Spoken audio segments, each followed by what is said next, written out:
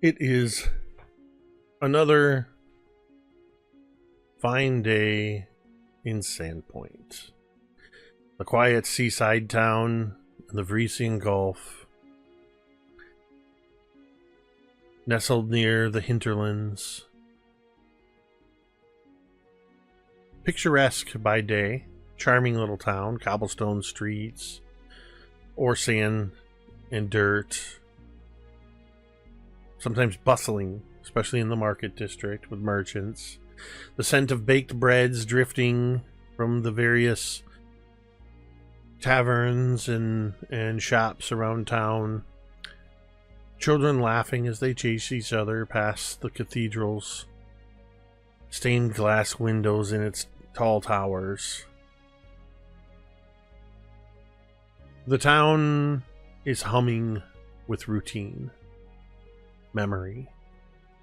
The warmth of lives long rooted in stone and sea. But beneath it, welcoming smile, Sandpoint holds shadows. Worn paths wind through alleys older than most of its residents. Cracks in the foundation of its peace run deep. Faint echoes of fires, monsters, and madness. The old light stands at the edge of town like a broken tooth, watching the horizon, or perhaps waiting for something to return. Perhaps something like the 5 individuals, dusty and dirty and smelling of death and decay, who crawled out of the hole in the ground beneath the boneyard. A sight that's getting perhaps a little too common these last several days. You've all emerged. You dealt briefly with the small crowd of people that were clamoring at the gates outside of the boneyard, held at bay by Naffer Vosk, the groundskeeper. And then you all head to your various tasks, duties, whatever. You know that, to the best of your knowledge, you have identified all of the Goblin Warrens, at least in the immediate vicinity of the boneyard. You've identified the further ancient Thessalonian ruins beneath the cathedral and where they extended. And most importantly, you've identified at the very least what appears to be some kind of ancient controls. Long defunct, but still with some semblance of power in them, to something known as the Hellstorm Flume. Lumi quickly scrambles away, muttering something about having to reference her books. Unable to contain her excitement at the absolute plethora of Thessalonian knowledge that was gained below. Lumi will be, to the best of your knowledge, locked up in a room by her own accord, studying deeply. I think Velynia says that as she scurries away. She's like, well, we won't see her for a few days. At least. Quite a contrast to the last time you left the undead hole, when Lumi was in tears and you didn't see her for a few days. This time she is much excited. So excited, in fact, she barely shouts a greeting to Father Xantus as she rushes past to do what she will do. What are the rest of you going to do in the meantime? As, for the sake of transparency, in this game, as we all continue to learn Pathfinder 2 and play with its various systems and subsystems, we are moving into a downtime activity, a period of time where you will be pursuing knowledge, pursuing training, work, crafting, or whatever else you might decide to do. I did want to say real quick, since you weren't in the last session, Kaeryn, we sort of faded Natalin out. You were basically there with the party. You didn't run off. You didn't do anything mysterious. You can do that now if you want, but you were there. No, she wasn't. you were there, and then you came up out of the hole with everybody else. Yeah, so we don't have to account for any mysterious whereabouts. So what is on everyone's mind? You've essentially been back in the hole for... It's only been a few hours since you went last week. I think we figured it was something like 2, maybe 3 hours since you went down in there. Mm-hmm. So it's probably late morning or early afternoon on what did we say, the 31st of Desna? Mm-hmm. Which is ironic because it's currently, the 26th of May? I'd like to make a proposal. Please do. Because currently Moa'Kee resembles a pack mule because he's got like 3 weapons hanging off of him, one of which is 10 feet long. And Velynia is holding 2 sacks full of crap. Perhaps we should first go through the stuff that we have and figure out who's getting what and what we're selling. So that way also we get to start out with some gold after we sell stuff, presumably. Yes. Yeah. I say, so upon this proposal by Millie, Velynia just like dumps both bags into a pile. You're like, all right. Shall we assume we're doing this inside the cathedral or the dragon or something? Okay, I was going to say, are we doing this right in the graveyard? Yeah, probably not. Not in front of the... Some poor soul walks by as you're all sitting in there going, well, I'll take this one. You get this one. Yeah. Perfect. And we still need to identify some of these items, too. This is true. Yes. Which... it takes about 10 minutes for Moa to identify any of the magical items and stuff like that. So, I mean, if that's what you guys plan to do, we can just go down the list and we can identify your magic items. Do we have the list open, everybody? Yes. I am trying to open it. Okay. Who else? So here's a question, if I may. Who else can identify magic items? Pretty sure I can, because that's an arcane feature, right? I'm checking right now. Yes, identifying. It is an arcane. Yes, so it's a skill. Identify magic. This is just identify magic. Identifying magic takes 10 minutes. Yeah, so it's a trained skill in it's a whatever's. Yeah. If it's Arcana, I can do it. It's GM sets the DC and information. So. So mostly what I have to do is, as I look at your list of stuff, is you tell me what you want to, what you need to identify. I just have to double check what it is, so that I can give you the accurate information. So, what do you want to identify first? And who's identifying it? Well, let's see. There's the charm bracelet is the first thing on the list. The robe is the second thing.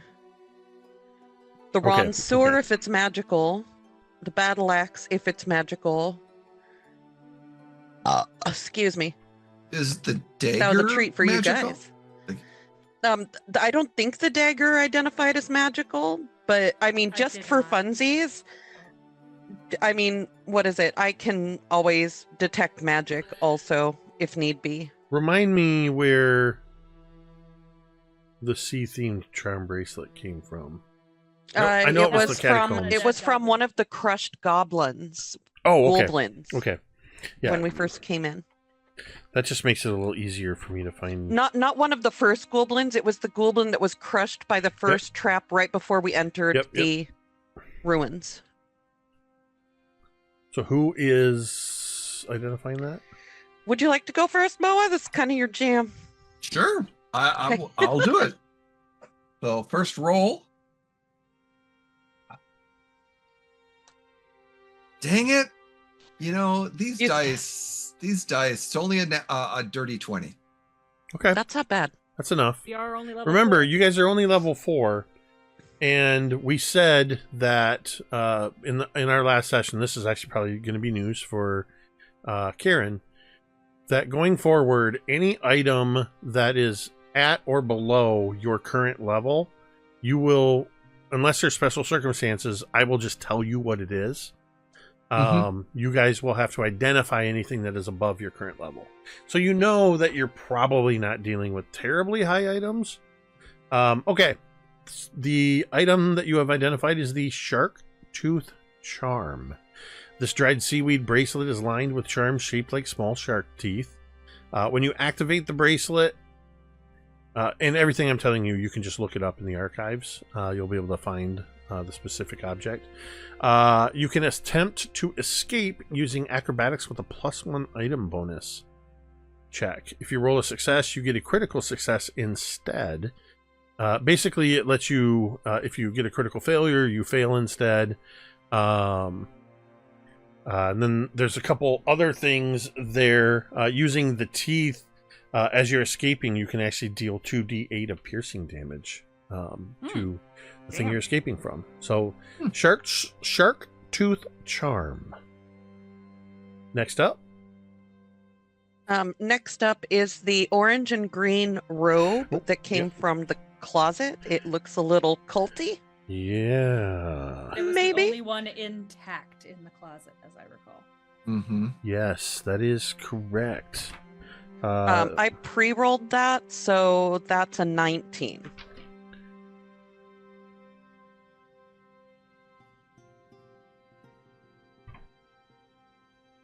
For some reason, it's not telling me this room. I know what it is, but I need to see the specific.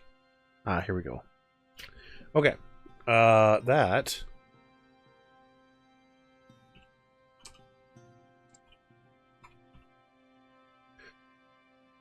is a success. And actually, this was a lower level item, so I could have told you, but we didn't realize it. We made that rule after you guys had this already. This is called a cultist cowl, and this specific item is, I think we said it was orange and green and had the symbols of emblazoned with the rune of Abraxas on it.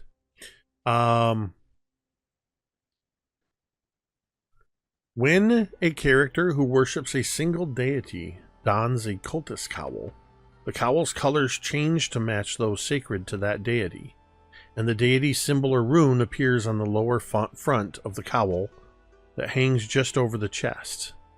These colors and symbols remain until a different worshiper wears the cowl. While worn, you gain a +1 item bonus to religion checks and a +1 item bonus to skill checks attempted to aid a ritual by being a second caster. That's cool. So this would be a Natalin or Lumi item, eh? Yes, it would. Yep.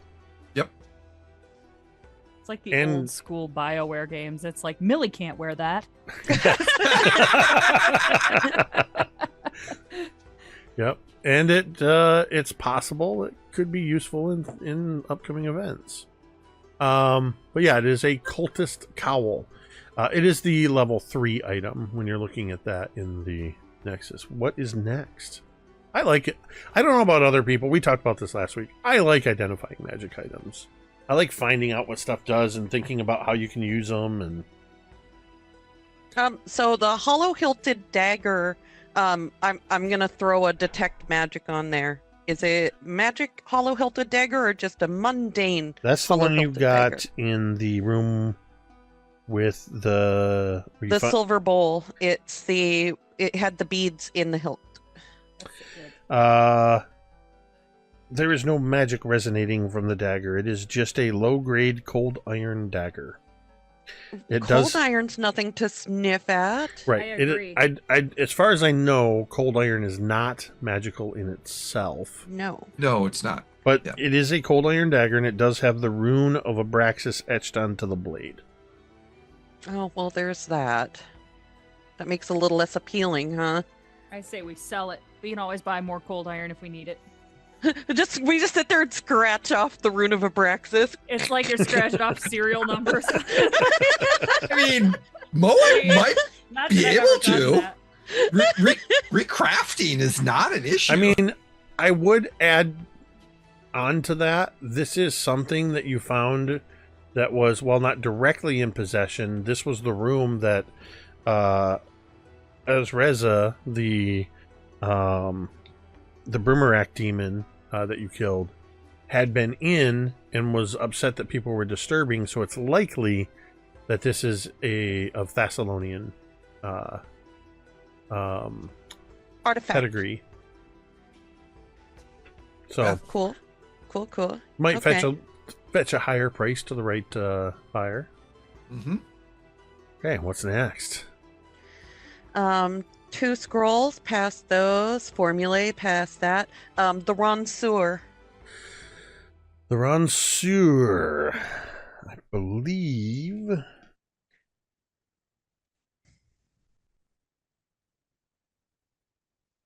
Oh, I have a link on this, so it's possible you might have already told us. Yeah, it could be. Ah, The Ron Sewer you did. Yeah, we already know what this is. What do you have listed as it?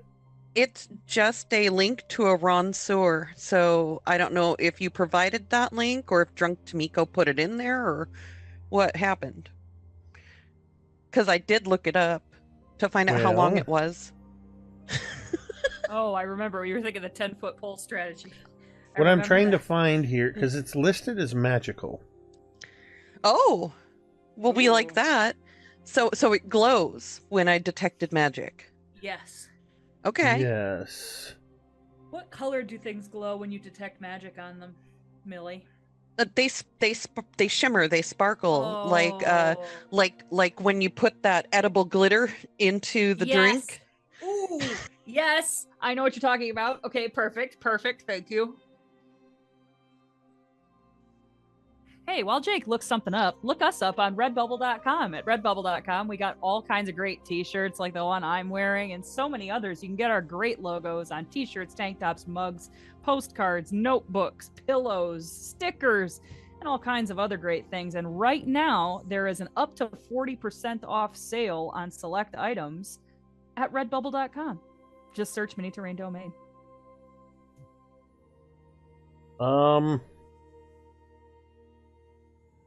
Yay, stuff. It is a +1 Ronseur. Ooh, I love that +1. So that gives the usual +1 benefits, but also makes it magical. All right. Okay. What is next? The battle axe. Is it magical? Okay, the battle axe is the one you got when you destroyed the I don't remember at all. the Divine Warden of Hagenti, which was the construct, the statue. Let's see, 7.2. Oh, Shizba.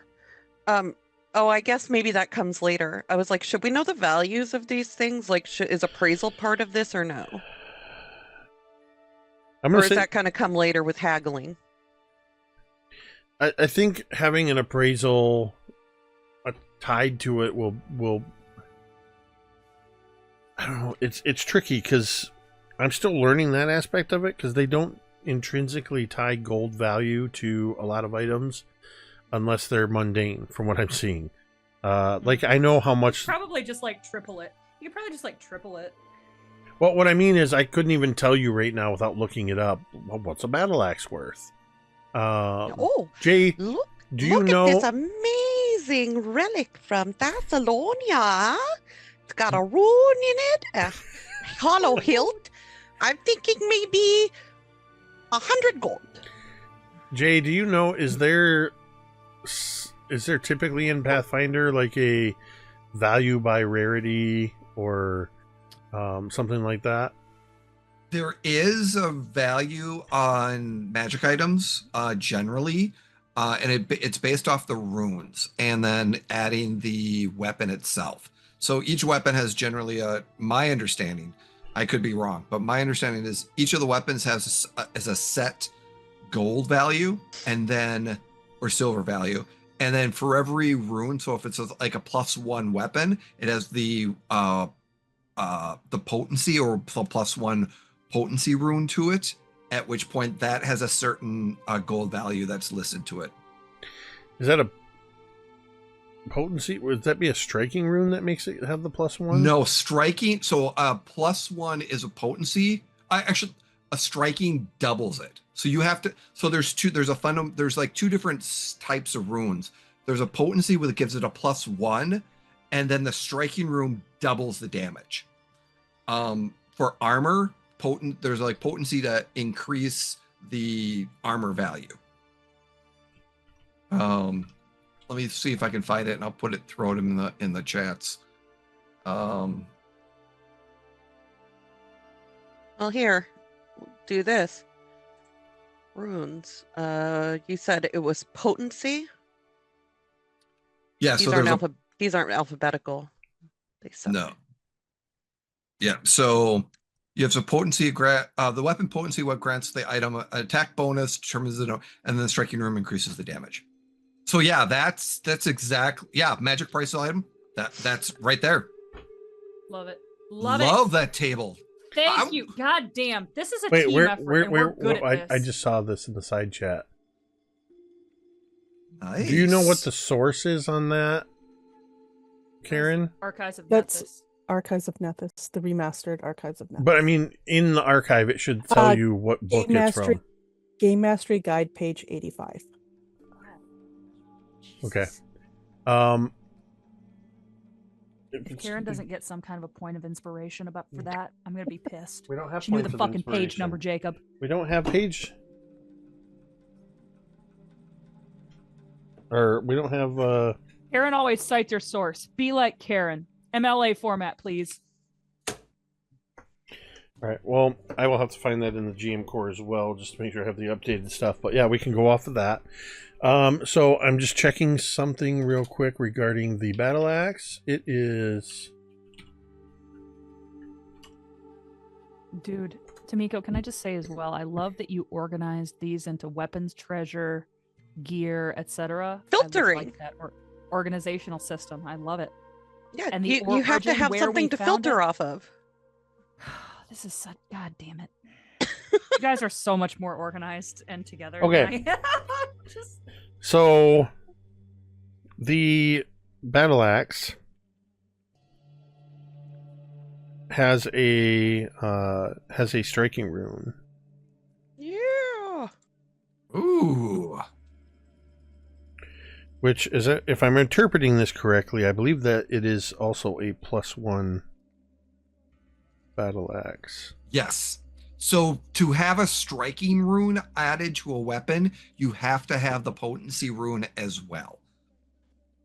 So see, I went over all of these rules on runes and all of that before we started playing, and I haven't looked at them since. So I've forgotten most of that. I've done the same. So to increase, so if you have a +1 potency rune on a weapon, you can add 1 rune on there. Or you can have striking rune. But then additionally, you can add a different rune onto that weapon that is not either striking or potency. But that's the limit. If you want to add a different type of rune, like a matte frost or flaming, then you have to have 2 of those. You have to up the potency on the magic item to +2. So then because of that limits how many runes you can actually have. Now, striking doesn't count against the 1-to-1 ratio.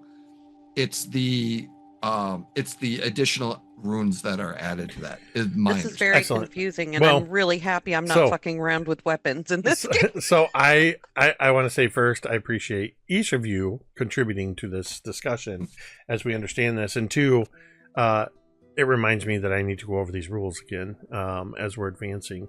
I'm also going to make sure that I'm going to have to do you a service. You all a service. I'll have a better understanding as we go through each level. I'll have my own list of magic items ahead of time, so I don't have to do it like that. The holiday weekend really kind of cramped things, but at any rate, battle axe +1 striking rune. Moa kind of oohed when you talked about that.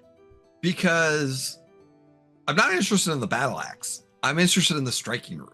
Can you take the rune off of a battle Yes, axe? you can, and put it okay. onto a different weapon. Yes, Yes. Okay. you guys It's at this called point, transferring. and you have just, I think you just have a couple of random +1 runes that you found, or striking runes that you found. Yes, we have Mhm. 2. So if you pry the rune out of that one, we then have 3. That's Yes. part of the. Look I at believe me, that's math. part of his crafting downtime stuff that he does. Mhm.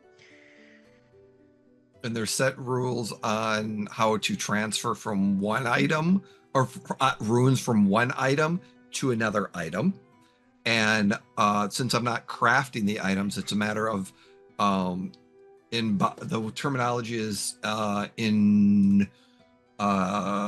it was called, I had it in my brain, etching. So taking that striking room, I can take that striking room, etch it onto an item, and it's a craft roll. Very cool.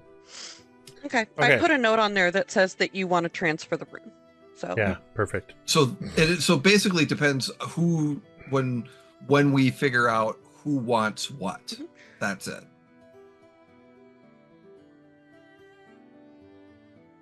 I want a striking rune. It's I think we were in the chat that there's the question is, did Lumi want one? I think she did.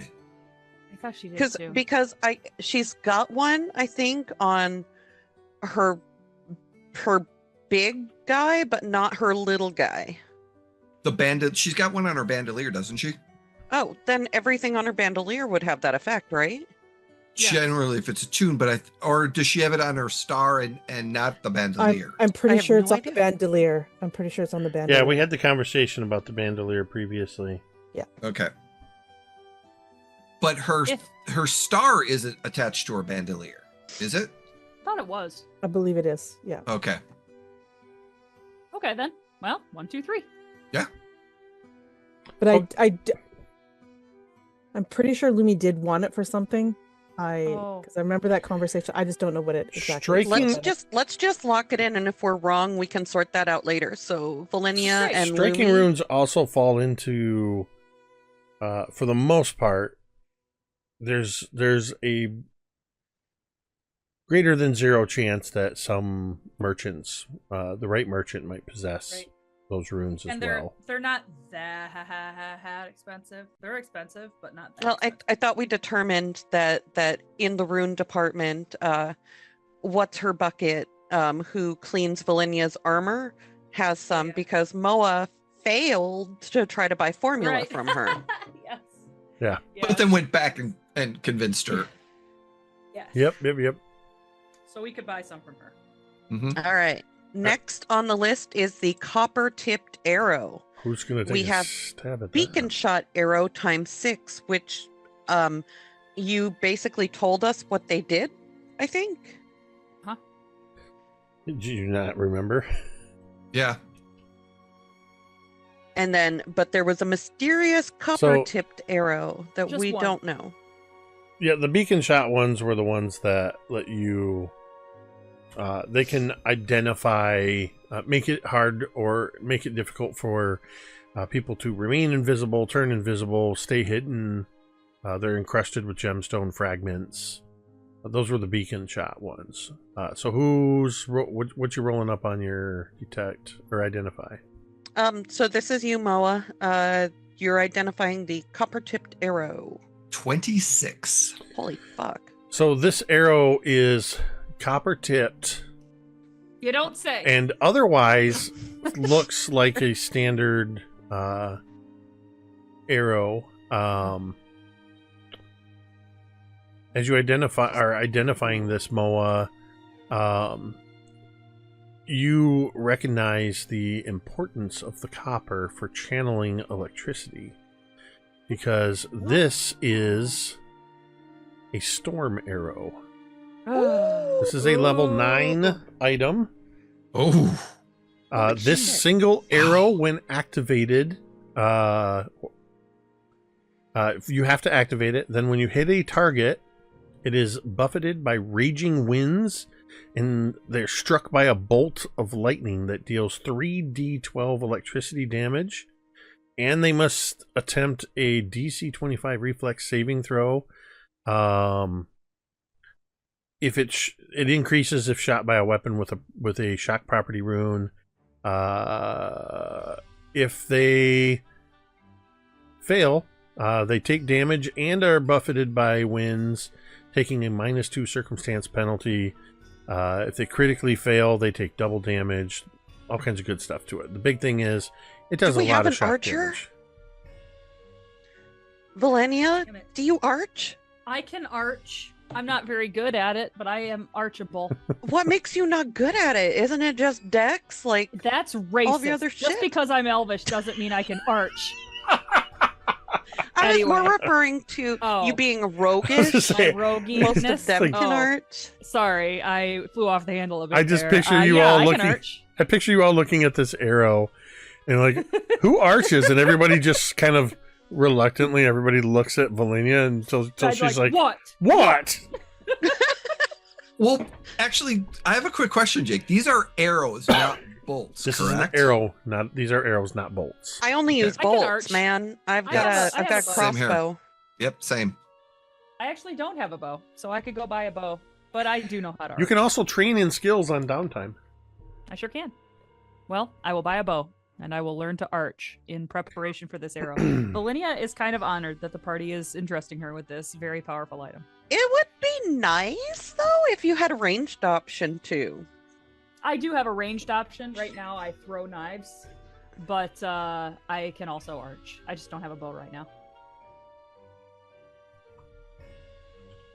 Okay. Or we could sell them. You know, it's That up would to be you. so sad to sell that powerful, It powerful item. really Let's would hang be. on to it. Let's hang on to it. I take it with me, and I save it. All right. And the last things we have are the Whirl of Jade, which I'm not even sure Velynia told us about, and the Skullhead Key. I think during all this, like, we're really like tallying up some money here, and Velynia goes, "Oh, I almost forgot," and I like dig into my little pouch and I pull out this little jade knot that looks like a snake, and I'm like, "I found this in that green, terrifying tentacle room." Jake, is it more like this or more like this? That's what I just saw the hand Oh. gesture she made, and I'm Because I thought it was It's more like- like baseball sized. Oh, okay. no, actually it's not. Okay. It is roughly an inch and a half. Oh, it's like a golf ball. It is a small figurine. I don't even know if it's magical or anything, but it looked valuable, so I took it. Is it magical? That was what I was. It is wondering. magical. Ooh. Oh, look at that. It is magic. All right. What I is- guess I'm doing this one, huh? Hell yeah. Please. Oh, Lord in heaven. Oh, ho, ho!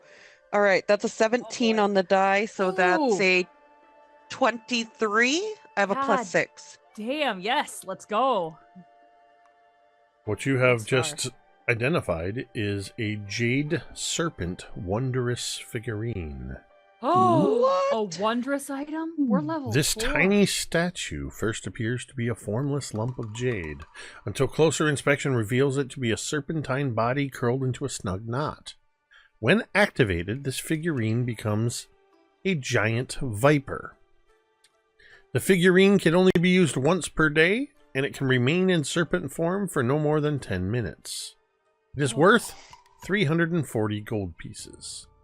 I'm realizing as I'm looking these items up, aside from a couple of mundane things. Does Millie say that out loud? Does she Yeah. go, holy shit, fuck? No, Millie doesn't say shit fuck. Millie would say, oh, Desna's tits, this is worth a lot. Well, why? What does it do? Oh, well, it will actually turn into a large snake for 10 minutes. Only once per day. A poisonous snake. Well, that could be useful in battle, don't you think? I mean, for sure, right? Like, you sick a snake at them. Okay. Do you mind if I hang on to this? Everybody needs a pet, dear. Thank you, Millie. And I stuff it back into my pouch. So the wondrous figurine itself requires a 2-action activate command, interact command. You activate it by placing it on the ground and speaking its name, causing it to transform. Millie's Jade saying Serpent. all of this, so this is in Millie's voice. Okay. In creature form, the figure has some minion trait. It can it can understand your tits. It's got it. Oh, does this tits? It can understand your language and it obeys you to the best of its ability. Oh my god, awesome. Yeah, that's it. I mean, I just wanted to double check that part of it. I love that. Yeah, it's a classic wondrous figurine. For 10 minutes once per day, you can summon a giant viper to do your bidding.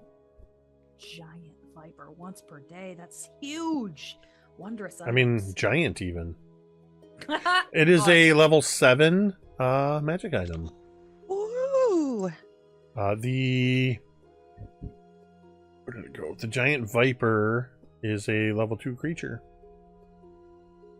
Great. So yeah, Hang on to this. fantastic. There was one more item left?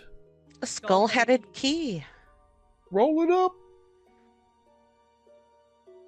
Me or you? That's you, Moa. All right. Your turn. We're gonna see. Let's make this happen. Nat 20, baby, for 31. You know everything about this. Things that are. This is one of those things where 11? Damn, Yeah. son. this is one of those things. Crafter. I'm a crafter. That's his whole character. Is he craft shit? Moa, you barely even have to do anything. This key is handed to you, and you know immediately that this is a sneaky key talisman. This small silver skeleton key. The thing you notice, because it was on the key ring with the other key that was supposed to open the other doors, but you realize it's not so much on the key ring as it is a keychain, like a keychain charm. It was how it was being used. This small silver skeleton key can be pinned to armor or a sleeve. When you turn the key to activate it, you gain a +1 status bonus to thievery checks to pick a lock for 1 minute. The first time you get a success or critical success on an attempt to pick a lock, you achieve 1 additional success toward opening a complex lock. So Moa looks at this and goes, "Oh, Velynia, guess what? What? This key talisman will actually make you help you open doors since you need some success. Or should Lumi get it? As she's What makes such you think I need help opening doors? Fine, give it to Lumi. What is it? It helps you open doors successfully and traps and stuff like that. Well, I that's go over behind him and I like You attach it to your armor and you turn the key and it gives you a stimulation to be able to understand how the tumblers work. Well, not that I need any help, but I'd gladly hold on to it until we see Lumi again, of course. I mean, you're our primary door opener and trap checker, so I assume you'd want an edge to help out. That would be lovely. May I? Oh, please. But I know Lumi assists you many times, so. And I'm also there as backup. Both of you help me more than you know, and I would pin it on me. It has to be attuned to it. Remind me, out of care. Never mind. Yeah. I think that just answered my question. I was going to say, is a talisman like a consumable one-use item or an all-the-time item? But since you just said attune, well, you have to be attuned. Yeah. Do you have to be attuned to it? There's no mention of so attunement attune here. Isn't the right word. It has to be attached. Yeah. Okay. This raises an interesting question, though. Can somebody who doesn't wear armor wear talismans or spell hearts that are supposed to be affixed to armor? Let me answer this question. Good question. The requirement for this particular charm is training in thievery. The term attunement is actually activate in Pathfinder. And there's the only limitation, because it says pinned to armor or a sleeve. Yep. Because ideally, if you're doing thievery, maybe you're not wearing your armor. You're sneaking around in your pajamas at night, or whatever. The idea is that all you have to do is turn the key to activate it. Activating an item is an action. It's a single manipulate action in this case. Each item, as you'll find, for example, the Wondrous Figurine took 2 actions to activate. The item will specify that.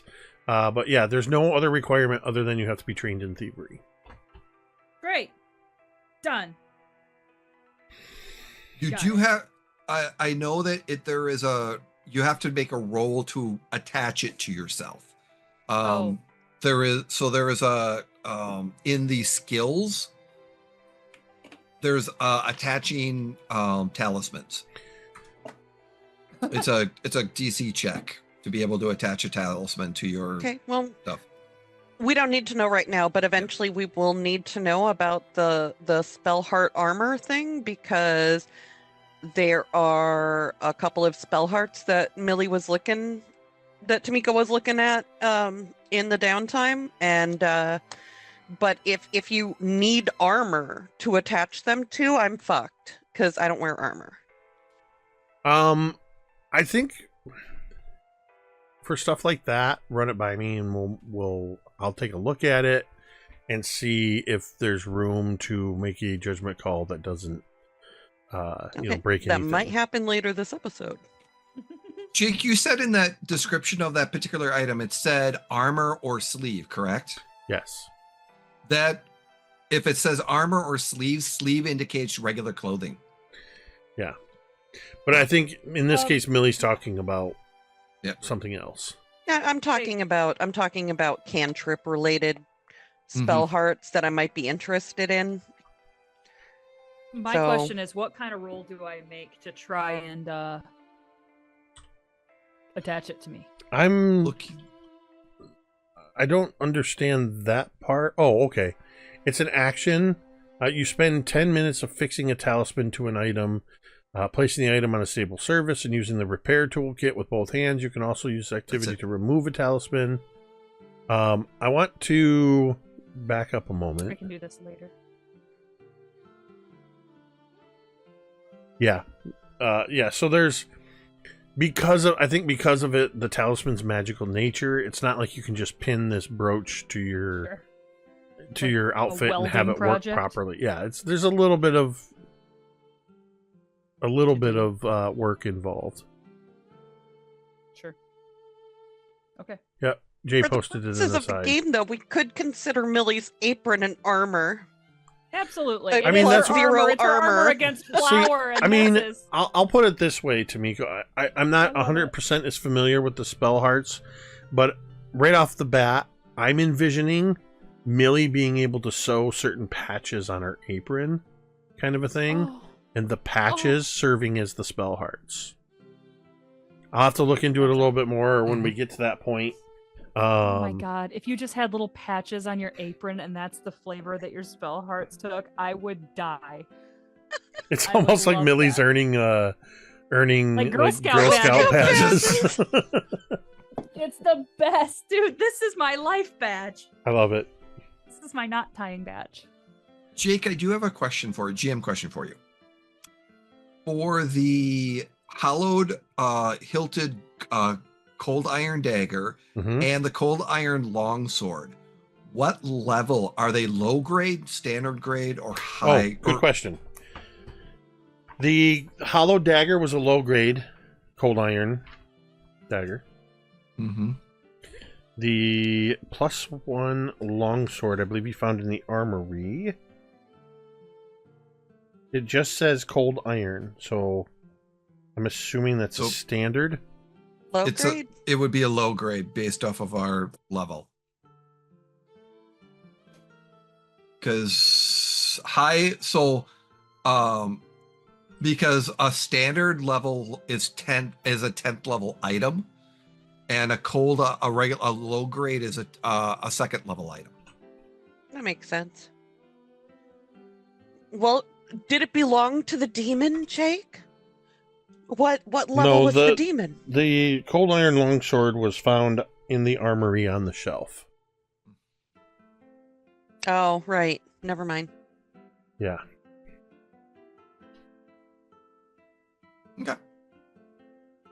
All right.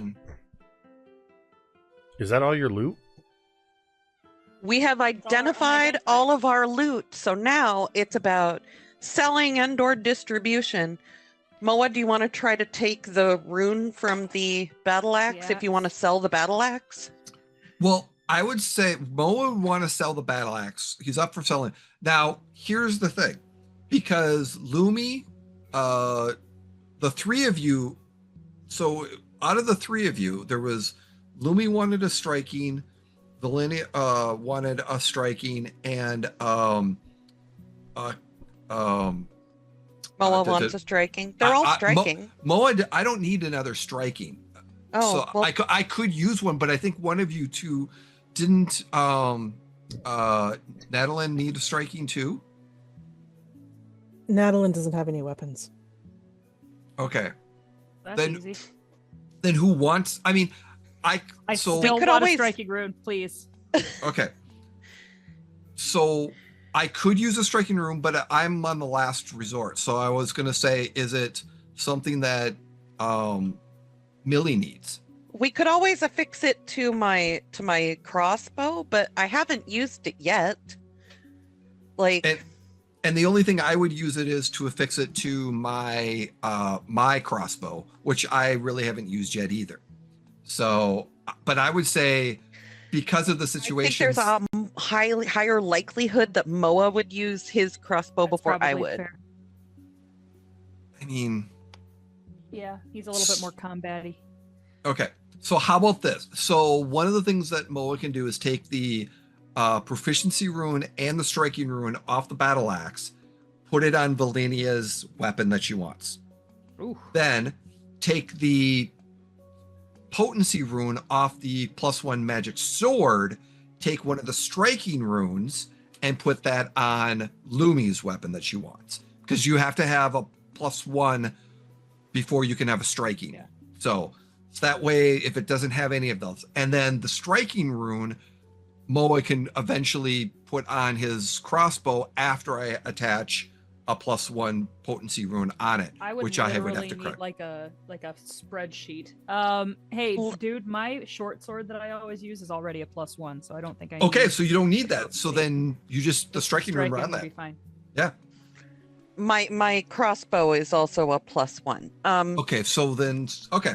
So it could go either way. But that being said, here's a question. I thought Yeah. to myself, this was my very fast train of thought. But shouldn't you have a weapon just in case? Like, what if we found ourselves in an anti-magic field and you couldn't cast any spells? Then what are you gonna do, bitch? And I'm like, well, I need a weapon then, right? So that's when I'd be using my crossbow. But if we were in an anti-magic field, wouldn't that then dissolve the properties of any runes? Kind of, yes. I mean, yeah, that would turn whatever the item is into a standard item. Oh. So it wouldn't make a difference. So Does your inner voice call you a bitch all the time? yes. Oh, okay. Just checking.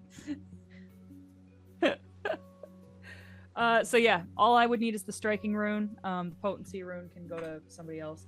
I Okay. guess if you were looking for something to do with that potency rune, you could put it on my throwing knives. Can you do it like We if I could have a... also always sell it or Let's just sell buy it. Let's just Velynia sell it. a returning bandolier like Lumi has and install it onto that. Or I need a new bow. So we could buy a standard bow and then put it on there Yes, you could. to fire that cool new copper arrow. Yes. I would Okay. I would say from the cold iron longsword, taking that and putting on the bow that we buy for you would work out perfectly. Okay. Our It's Always Sunny title for this episode is The Gang Turns Velynia into an Archer. Yeah. Underscore that's racist. And then Right after she says, I don't even have a bow. Cut to a montage of like, I haven't done this in years. so then after removing those, we would be looking at selling the battle axe and The the Ronsewer and the hollow dagger. and I would say the Ronsewer would, instead of a normal armorer, looking for someone that is Thessalonian invested, because it's a specific Thessalonian. That's a relic. piece. Yes. You know what? We could even give that to Lumi because she's got Thessalonian connections and she could go sell it later if she can lift it. That's the Mhm. other big if. And then the cold iron dagger, we would be Thessalonian as well. Like a Thessalonian buyer, because Would it's relic. Lumi have told us some Thessalonian connections she has? Would we be able to find those people? Jacob? I mean, you guys already know a couple of the people in town. For example, you know that Quink? Broderick Quink is one of the Thessalonian experts. There's We could take those also things to him. trying to find anybody that's a member of the Rune Watchers. Yeah. So I think the Ronsewer and the hollow dagger ought to go to Quink. And the normal ass battle axe should go to Sava. Because you've freaking promised her, Moa, that you I would did. bring her things. So you Yes. better bring her things. I would sell her the cold iron longsword and the battle axe. Yes. I think that's probably for the best. And we take Okay. the dagger and the Ronsewer to Quink. Do we know? So here's a quick question: a wand of enfeeblement and the obsidian goggles. The Oh. obsidian goggles, I wanted to pitch we should give to Lumi or somebody who does a lot of scouting because it gives a +1 to site-based perception checks. It's Yeah. like Sam Fisher's goggles in Splinter Cell. I'm not saying they're pretty. I'm just saying that they No. give a. But if nobody else wants them, I will take them. I think that's a hell of an idea. Okay. Yep. Super. I I've need been nothing else adding. from this Wait, pile. where'd the value go? I've been adding values to. Oh, like money value? Bless your heart, Jacob. That's great. While you guys have You're been having doing your God's work there, conversation, Norman. I'm listening and I'm looking up the value of some of these items so I can put them in your Oh my god. spreadsheet. These values. Some of them are pretty valuable. They're all Right? negotiable. Velynia, you got the most expensive item. Yeah, you're at the point of the game where you're like, yeah, this thing's worth 350 gold. This is the most If- expensive item. And if in we like get 5 poor- levels, you're going to be leaving stuff like that on the ground. Yeah, if we get poor, we're gonna be looking at you like time to go to the pawn shop, babe. Mhm. Like Yep. Yep. by then you will have named the snake. Yeah, right. Well, you know what? After we get up a couple of levels, a level 2 snake isn't going to help us that much. So we'll keep him around for a A little level bit. 2 and- snake will always be helpful. You throw a giant viper in the middle of a mix. Yeah, You don't even have to use that for combat. You can use that for intimidation. sure. Bitey McFangerson is going to kick somebody's ass. Would you say Bitey McFingers? Hey, McFangerson. Bitey McFangerson, Amazing. which is what I'm going to say his name is to activate him because I cannot remember the name of the item. It's too much to ask of me. Bitey McFangerson is way more memorable. Mighty McFaverson, I choose you. Yes, it's like a Pokemon. Yes, exactly. So fucking awesome. Right. Hey, Natalin, does any of this stuff tickle your grits? Because you haven't gotten anything yet. It's like Charlie Brown. I got a rock.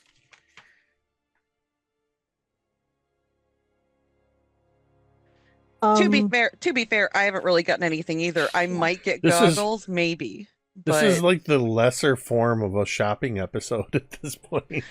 yeah, it's I'm literally like just Millie's a- more looking forward to the gold at the end because I have things I want to buy.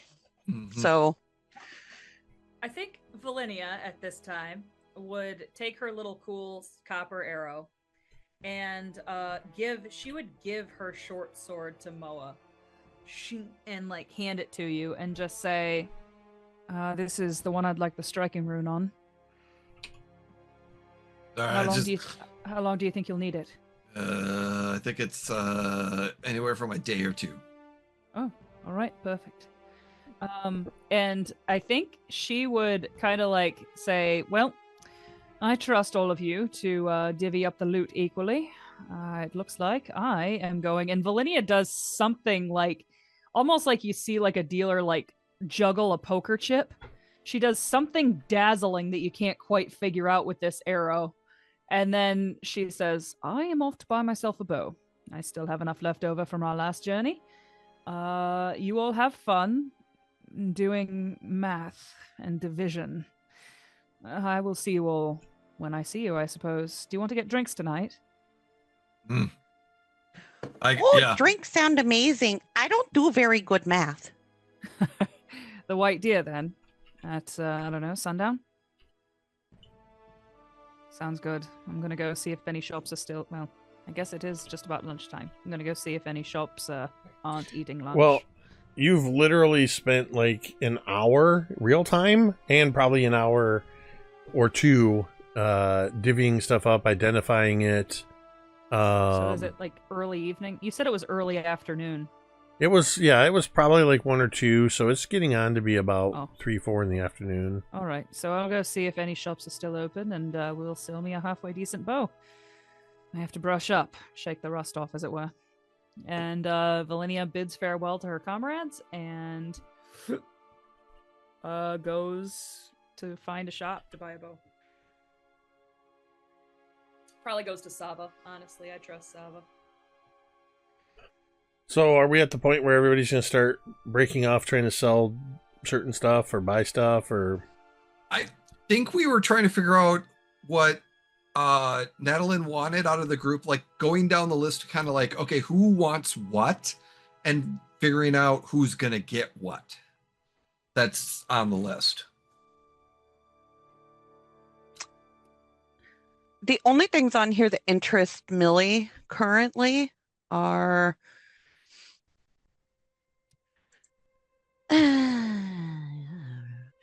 possibly the wand of enfeeblement and maybe the goggles. I mean, she doesn't have a particular hard on for either of those items either way. Oh, and the scroll of wall of fire.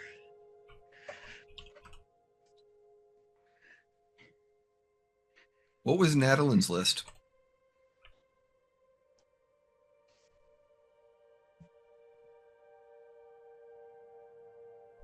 I mean, the only things that Natal can really use would be the shark tooth charm and the snack, but the snack is Velynia's baby, so it's good. Okay. I'm okay with you taking the charm. Like, you never know when you're going to get ate. Yeah. Mm-hmm. Gotta punch your way out of the belly of a whale. You never know. Happened a couple times already That's true. in this game.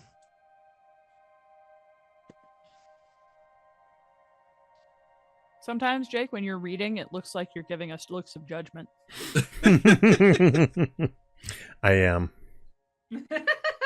That's not me reading. I was judging you. I think I would also swing by Broderick Quink's shop to sell him the Ronsoor and the dagger, which I have.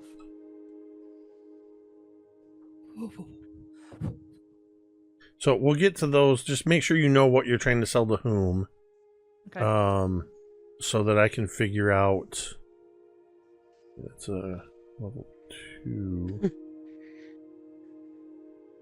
Make sure you do the persuasion mini game before you sell to him. Of course I will. Don't talk such rot. Wow, that was pretty funny. All right. So, I guess. So, Millie, if you want the wand of enfeeblement, go for it. Because I think the only things that Moa would even be interested in, if we've established, is that the striking rune and potentially the potency rune, taking those off as part of the getting those 2 runes as part of putting on runes for everyone else as well. Yeah, and actually, I'm going to back off of the wall of fire because Lumi did want that. So She did want both of those. I know. Uh-huh. But what about the cowl? Was Lumi going to get the cowl? Or Natalin. Natalin, imagine. Natalin has no religious training, nor does she have any divine magic, and can't do rituals. How do you not have any religious training? Ghost Ray is your whole thing. It is, but it's not because I was a cleric or anything. I'm not divinely trained Holy at shit. all. But Yeah. if you ever to get the skill, and if you ever put a skill in religion. But I didn't, and I'm not going to. Give that Secret character stuff. All right. So, cowl to Lumi then, eh? Yeah. But I didn't, and I'm not going to. If there was any Damn. Bitchin'. I mean, she's devout, but she has zero religious training. Zero. None. So And who's going to teach her? Nobody. yeah. Good point. Good point. Now, the only other thing is the formula for Consecrate Scroll. That is a divine ritual. Moa doesn't cast divine rituals. He can. I believe Lumi does, or can. Moa. The formulae for Consecrate Soul, I thought we were giving to Zaddy. Oh, maybe. That would be appropriate, yes. And it was I think somebody made a check already and kind of figured out that having the consecrate ritual, not the formula, but the consecrate ritual itself, would potentially be used to bolster the upcoming ritual to call Nualia's spirit. Yes. So you'd still have to make, you have to make the scroll. You have to make the be able scroll. But giving it to Zaddy, who can then ask someone to make the scroll. So the formulae then is going to Moa to make the scroll? I think giving it to Father Xantus allows him to either make the scroll himself or take care of having it made in the intervening days. Exactly, and it's right too, so it's going to be a relatively powerful. It's going to be a costly scroll to make, and Moa doesn't want to spend his money in that. Oh, damn! Unless you're going to pay Moa to do it, then he would. But yeah.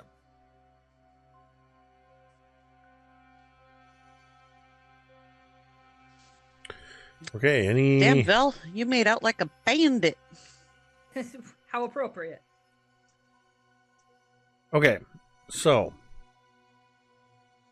I think what we're going to do now is we are going to take a break, and we come back. We'll do some little vignettes with each of you, dealing with what you want to try to sell, or any of those little things like that. And we'll just kind of see what emerges from that. For people who are thinking of dipping, because this has been a shopping episode, stick around because there's going to be some Velynia juiciness later. Mayhap. I'm always in for the juice. So yeah, we'll go ahead and we'll take our break now. And we'll see you on the other side. And we're back. Who would like to go first as you attempt to sell or whatever it is you're going to do? And then we're going to do this for now. What I'm going to say is we're going to go around, and in fact I'll use the overlay, so we'll go Natalin, Moa, Millie, and end with Velynia. And we're going to do some vignettes that aren't just you selling, if that's what you're doing. I want to know what you're doing over the next basically week, for the next 9 days ish. It doesn't have to be specifics on one moon day I did this, but what kind of things are you going to be doing, and we'll determine if you need to make a couple rolls during this time. But there's a whole slew of activities you can do, and we'll figure out, if it's something that's not on the normal list. So Natalin, we're going to start with you.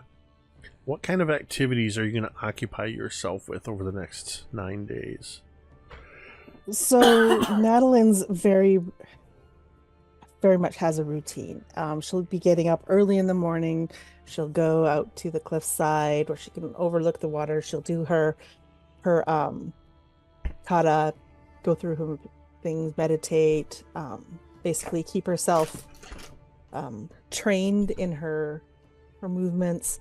And then when that is done, she goes back to the Rusty Dragon, where she helps her mother and Bethana in the kitchen, doing whatever they need her to do.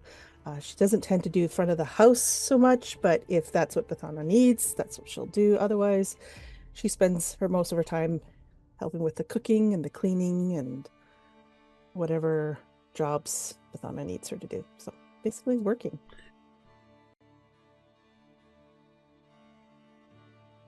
So I'm jumping from source to source here, so I'm just trying to see. I feel like, so you're basically daily, you're occupying yourself with some physical activity, training, just to stay in shape, on top of things, right? Yep. And then the rest of the day is spent helping out, paying for that room and board that she's got going there with her mom. So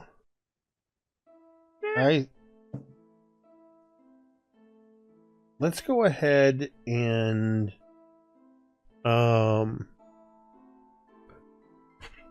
let's go ahead and have you make a, let me find it here. This one.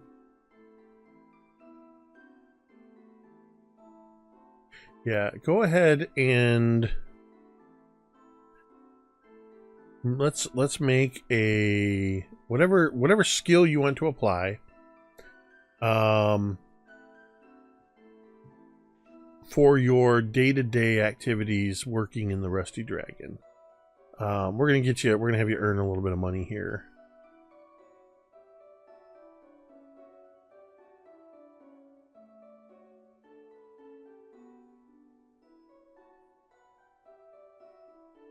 So it could be like society just for interacting with people. Yeah, that's probably the best one I see on the Let list. me reference my handy dandy new GM screen. Yay! Recall knowledge, subsist kind of falls under that. Maybe yeah, I think society's probably going to be your best one in there. So yeah, let's just let's make a using your society bonuses. Let's just make a couple DC or a couple D20 checks here. I am trained in society, so that's good. Excellent. Ooh, so societal. So the first roll is pretty pathetic. That's a 13. Okay. Got other shit on her mind. Let's do two more. Then the next one is a 25. Oh. As I get, back into it, I've Yeah. been down in the hole for a while. It was crazy. Yeah. Oh, and then my brain goes off some other place. It's sitting on a 13, it's teetering there, and then goes, no, I want to drop over to the 5. So that's an 11 on the third roll. How many rolls did you want me to make? Traumatized. Just the whole. 3. I was kind of breaking it up into per 3 days, I think. I think you had a good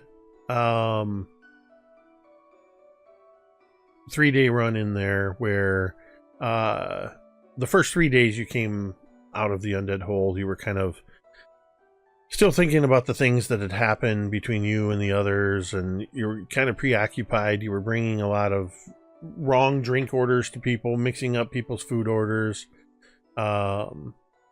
Your head just wasn't in the game, so to speak. Told her not to put me in front of the house. Told her. And then something in that sort of midweek, you sort of find your stride. You're in a better mood, or at least people are perceiving you in a better mood. You're not screwing up orders. You're doing really good. And then you kind of slip off a little bit there. Oh, by the third 3 days, I tell you, that's been enough. I told her not to put me in front of the house. My patience is worn thin. I'm a little cranky. Absolutely. So They come in right after brunch. There's like 10 of them. They all have separate checks. It is bullshit. And they're just so needy. you That's not what I wanted. you make about 6 silver pieces for 1 silver piece per day for those days, Wow. because you actually technically failed. I could give you a copper per day, but you kind of have it in with Bethana, so you get a silver piece per day. So you get 6 silver pieces for those, but you get 3 gold pieces in total with tips for the 3 days that you were on your game. Sorry, 6 gold pieces. You rolled really high in there, so you get 6 gold pieces total. And that would have been collected in coppers and silvers over those days. But I'm told that at least on one of the mornings that if not more, you find yourself visited by Moa. Well, it's more of a Moa just kind of stands back. It's kind of just surveying the training to see if he's intruding or not. Yeah, it's almost like she's doing a dance. I think if however long you watch her, it's like she's doing a dance as she goes through all the movements. You can see stands up high on one leg, the legs raised, hands wave around the air in circular motions there. It's all very intricate. They'll be she'll come from that top where she's kind of standing on that one foot on the tiptoes, and then straight down into a kind of like a lunge, and then a swinging move with both her arms and her feet. And it's almost as you're watching her, you can kind of see maybe undulations of the waves followed by swirling air, that kind of thing. Like you can see that that is the dance that she's making. It is kind of a mixture of the water and air, things that you would see in nature. And I think maybe she probably doesn't even know that you're there. Like if you're quiet, she is, you know, very much like she's facing out to the sea, and very much in her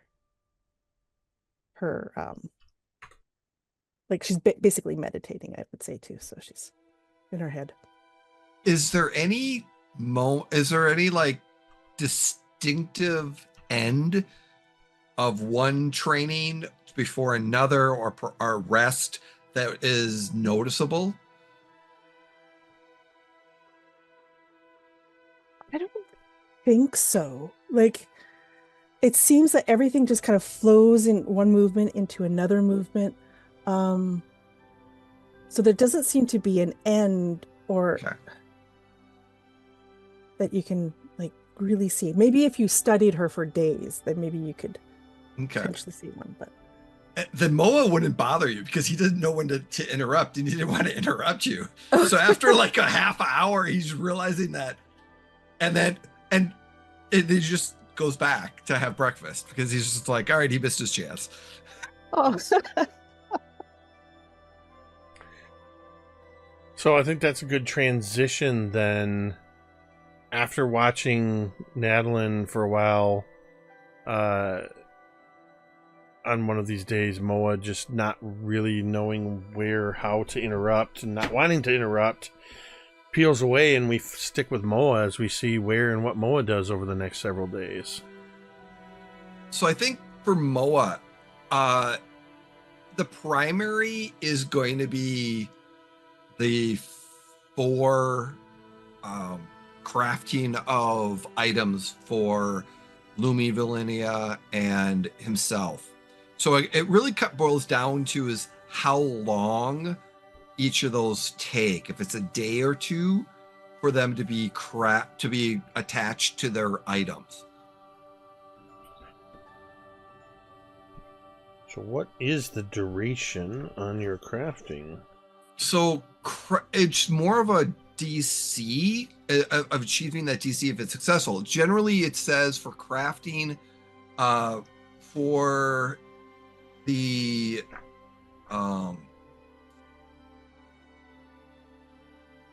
where was it? Adding to the what's the word I'm looking for? Oh, I had it just here a second ago in front of my face, and now I lost it. So the terminal. Oh, etching. So etching a rune onto an item follows the same process of using the crafting activities to make an item. You must be able to craft an item and have the formula for the rune, have the item you're adding to the rune in your possession throughout the etching process, and meet any special crafting requirements. The rune has no effect until the completion. That's the etching process, okay. Which I think is what we're doing because we already have the rune. And to craft, it takes a day to prep if you have the formula, or 2 days if you don't. Mo's got all the formulas for himself, so he knows how to set up the prep. So it'd be 1 day to prep, and then basically a day to add them on. And you're doing how many? So I'm doing 1 striking for 2 striking. I'm doing a striking for Lumi and Velynia. I'm doing, and then myself. So 3 strikings and 3 potents, or 2 potents. So 3 strikings, 2 potents. So it sounds like for at least the next 5 or 6 days, Mo's going to be kind of spending the bulk of his days when he's not, I'm not saying that it's taking you like the full day. It's more like a full working day. Yeah. Yeah. And I think that it attributes to attaching a rune isn't as simple as you're just adding on decorative elements to a weapon, you're creating a connection between the physical weapon, this physical rune, and the magical properties, tapping into the arcane or the divine or whatever it may be, and interweaving that within the construction of the weapon. So these are complex things you're doing that require concentration and time and skill to do. So you are, as I understand it, you're just attaching runes to weapons. So basically, and the item of those, so like the potencies are level 2, the strikings are level 4, so the DCs are associated with crafting of those are, I think, 14 and 16. Yeah, and I was just checking too, because you have to be leveled equal to or greater than the item you're crafting. Yep, exactly. Which I am. Yeah. So you got five things you're crafting. Let's go ahead and roll some crafting checks to make sure that you don't have any issues or have to take more time. All right, the first one's a 30. No problem on that one. The next one is a 15. I might want to use a domain dice for that one if I could. Thoughts on that?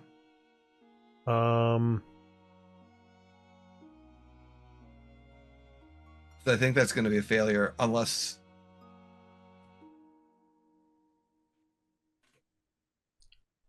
So the DC,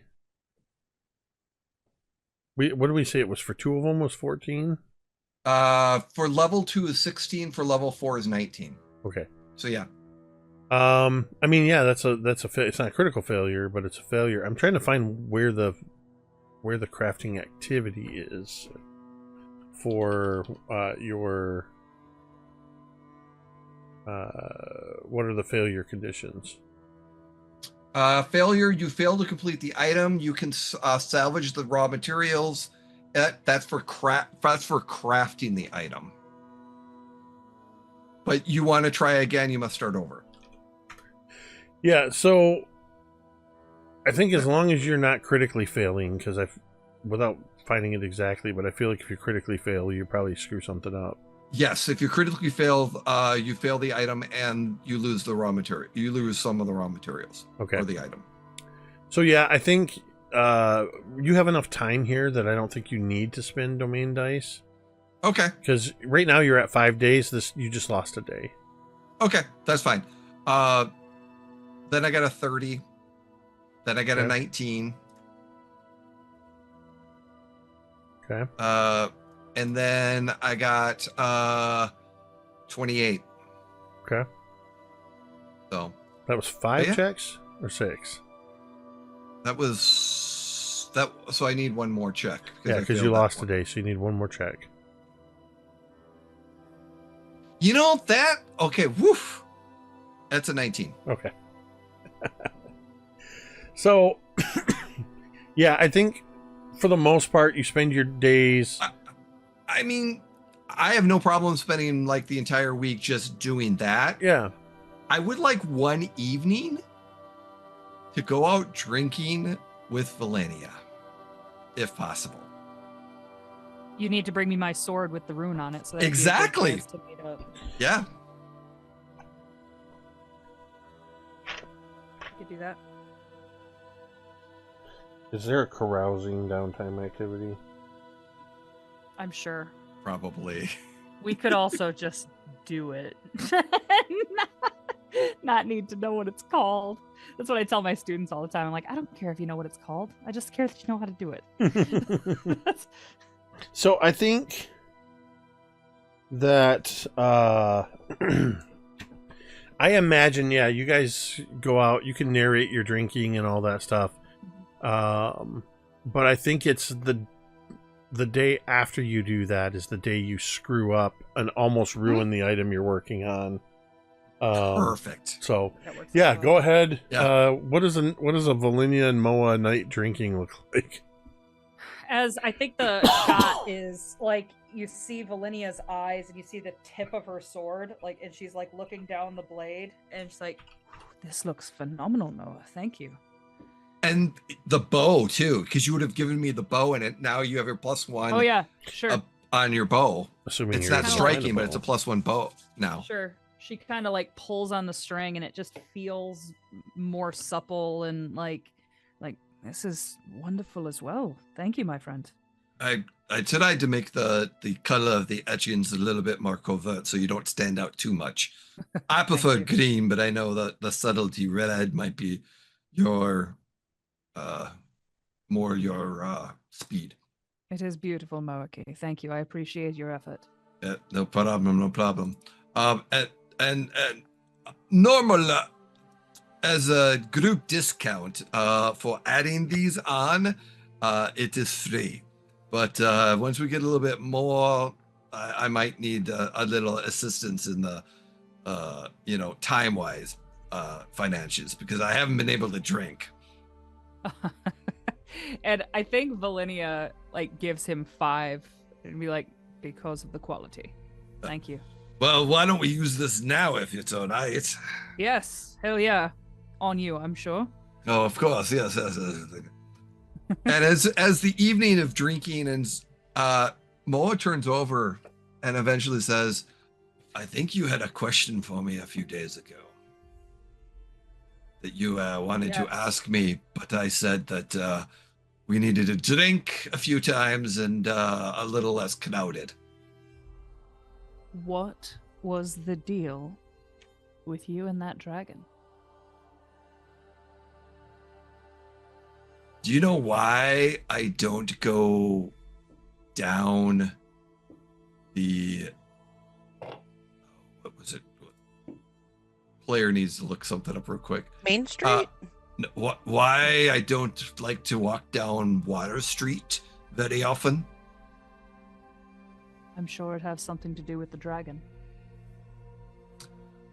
Remember people talking about the calamity that happened in Sandpoint when the red dragon and the hill giants came to attack? You heard that story? Destroyed quite a bit. Some heroes helped stop that. Yes, I've heard. I was 6 at the time. And that dragon killed my father on Water Street when it attacked. Oh, I'm so sorry. The sword that I carry that's peace-tied, that I never take out, was his. Is that why you never take it out? One reason. Not worthy of it yet. And who gets to decide if you're worthy of it? Oh, the deities, I guess? I don't know. Sometime when I've made something of myself that I feel confident enough that I need it. One of those you'll know when you know kind of things, huh? More or less. But that painting that we saw of that red dragon coming out, and that person that looked like me fighting that red dragon in the painting, was eerily too accurate. That whole world was very strange, Moa. You shouldn't put too much stock into what we saw there. Oh, I drank that away a few days ago.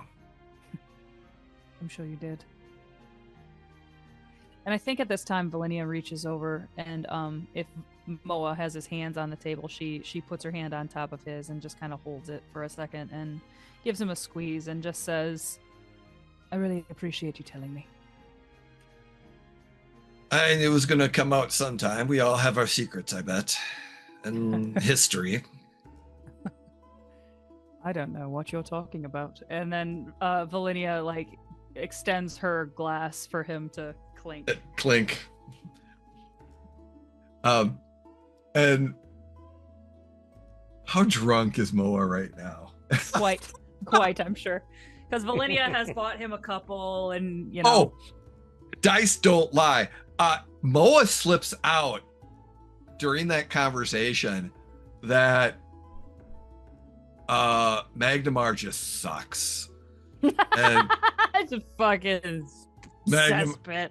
And like, you know, and when it comes up to secrets, like the circles around to secrets of Magnamar, that there's a secret in you get the impression there's a secret in Magnamar that involves Moa. Oh, Velynia like files that away. Like a very known incident happened in Magnamar that Moa might be a part of. Velynia like searches her memories. Is there an incident that she would know of that like Moa maybe like an underworld type? Would this be like an underworld lore perhaps? That's a Jake question. I mean, I think that it would be probably a high DC check, but it's also going to be probably going to have to be like a society. Oh, society? I can do society. To recall IDC. knowledge society. This would probably have to be like a nat 20, huh?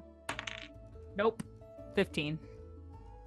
Yeah, because I'm thinking you're trying to. I didn't even know to what extent Velynia has been to Magnamar. Plus, has she been there long enough to have heard of these things? And I think, if anything, even if that knowledge is there somewhere, you're also pretty drunk. I'm envisioning that the two of you are having what seems like a very normal conversation. And then we see the viewpoint from somebody walking in as the two of you are like, there's a red dragon. And I hate that red dragon. And Magnamar sucks. And you guys are just doing that. I really, really like you. If I ever tell you that, you're good people. I like you, man. You're good. You're one of mine. And then it cuts to like a Red Dead Redemption 2 scene of you and the two of you, like Arthur and Lenny, out on the town. I will say this, not to give you anything but a yes and. Velynia does not drink a super ton. She's probably tipsier than you're used to seeing her, but she's always alert, always prepared. She doesn't get like Lenny and Arthur drunk.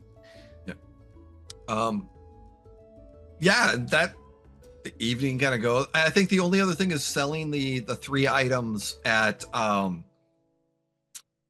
armor salt or At Sava's? Sava's, yes.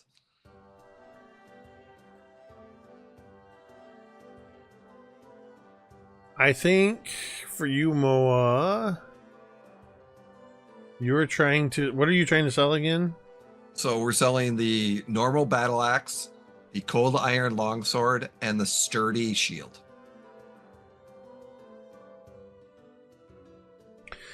I would like you to make a I'm gonna have you make a diplomacy. Okay. And he as he mentions, he turns out, as I said before, I come in here to give you selling the items that I said I would come and say, that I'm a man of my word, so to speak.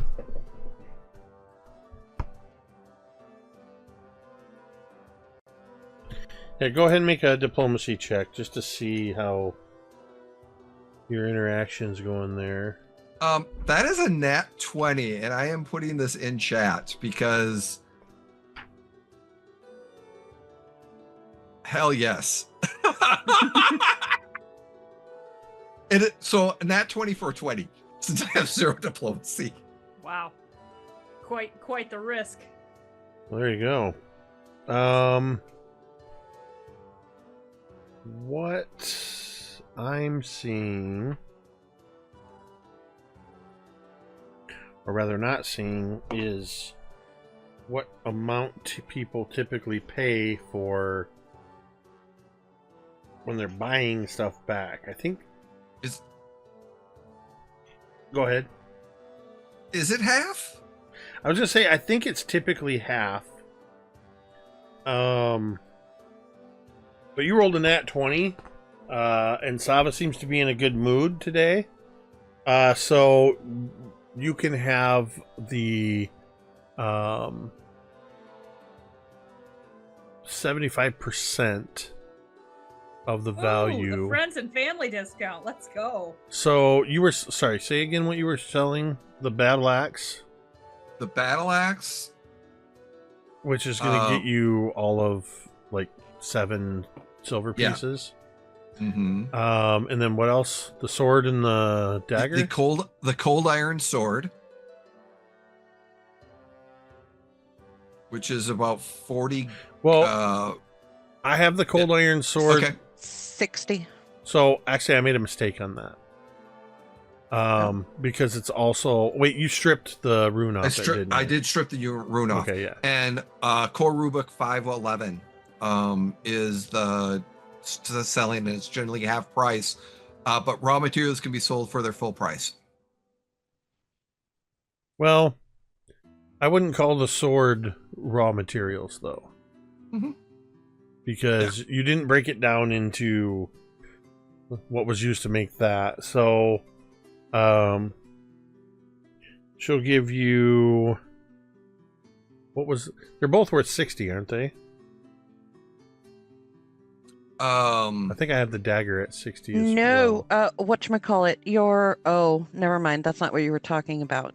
The sturdy the sturdy shield. The sturdy shield was 100 gold. Yeah, I'm not at that yet. So you'll get 75 for the sturdy shield. Okay. Sorry, so then it was the sword that you were selling.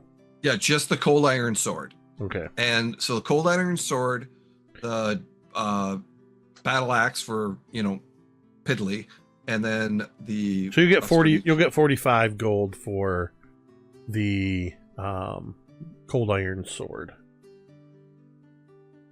So about 120 gold total. Yeah, 45. Yeah.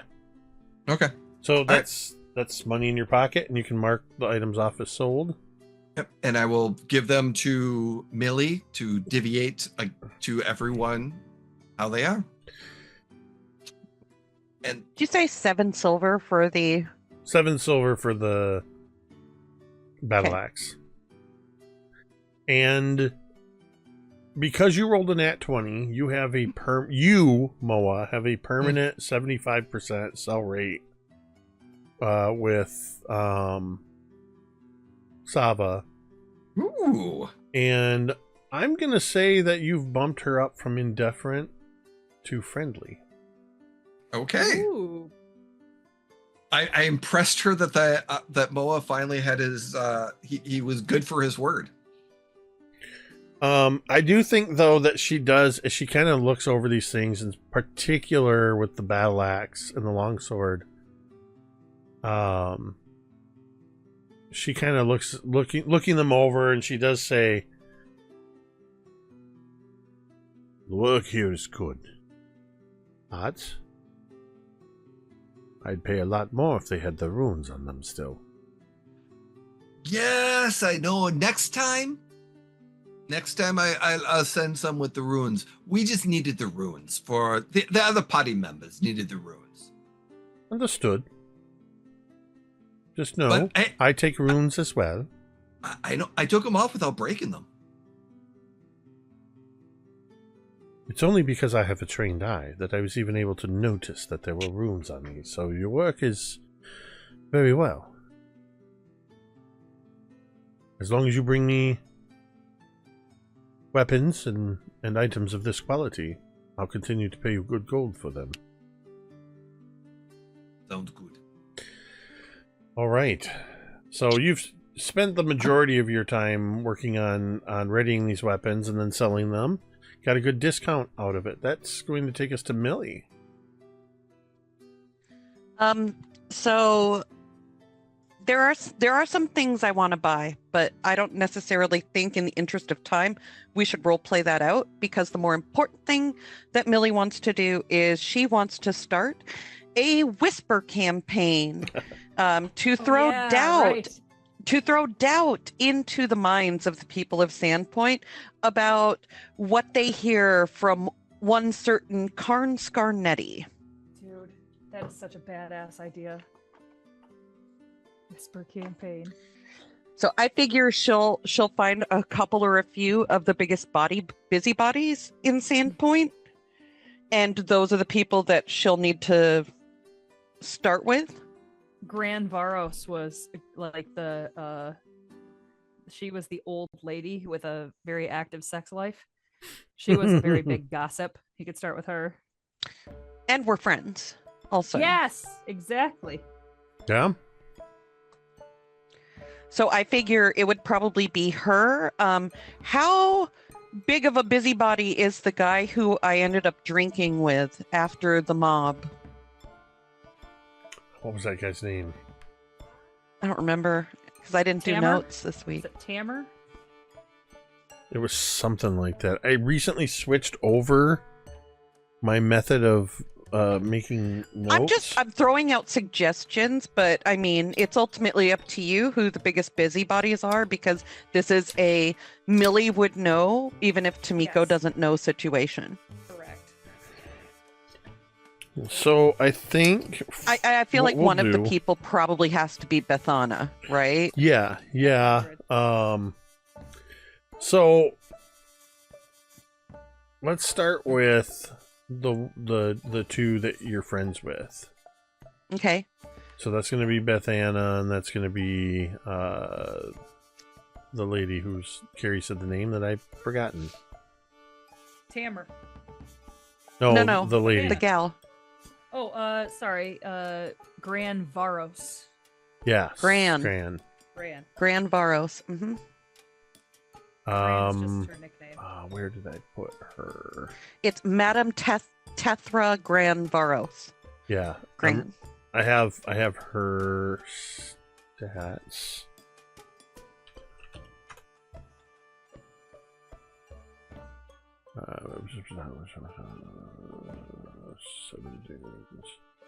Okay, so you're gonna make. It's probably gonna be society. It's probably gonna be persuasion checks. Actually, Make an impression. Oh, you're doing is that's right. where- You're doing the make an impression. The make an impression activity, which is under diplomacy. So this is single target, so it doesn't look like there are any specified penalties. Rolling. All right, that's a 12 on the die, so that's going to be a 24. Ooh, Okay, nice. that's gonna give you a critical success with Gran Varos. Nice. Badass. I think he's just been hitting the bottle a little too much, you know, and his judgment is clouded. I don't remember her voice. Old lady. Old lady. Just classic old lady. Well, you can't fault anybody for hitting the bottle now and then. And she kind of pulls her shawl aside, and you see that she has not one, not two, but three very different, very decorative flasks. And each one of them has like a flask koozie that looks like she probably knitted herself. Oh my god. But it's what one does when hitting the bottle a little too much. And, well, as you said, Scarnetti has a tendency to let his mouth run wilder than usual. It's a shame, really. He's normally such a well-spoken young man. From what you've told me, that Moa friend of yours put a literal muzzle on his speaking, though. Oh, that was quite an evening. A lot of people were in the dragon that night. I wish I had been there. The ladies at the sewing circle are going to want to hear about this. The Granny Network is being activated. Oh my All right. god. Hell yes, dude. All right. The next person, I don't know who it is yet. Beth Anna? Okay, that's a 15 on the die, so that's going to be a 27.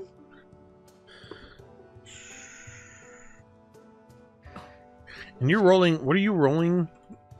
I'm rolling diplomacy. That's a plus 12. It's my highest. Okay. So you got a 25? No, I've got a 27. 27.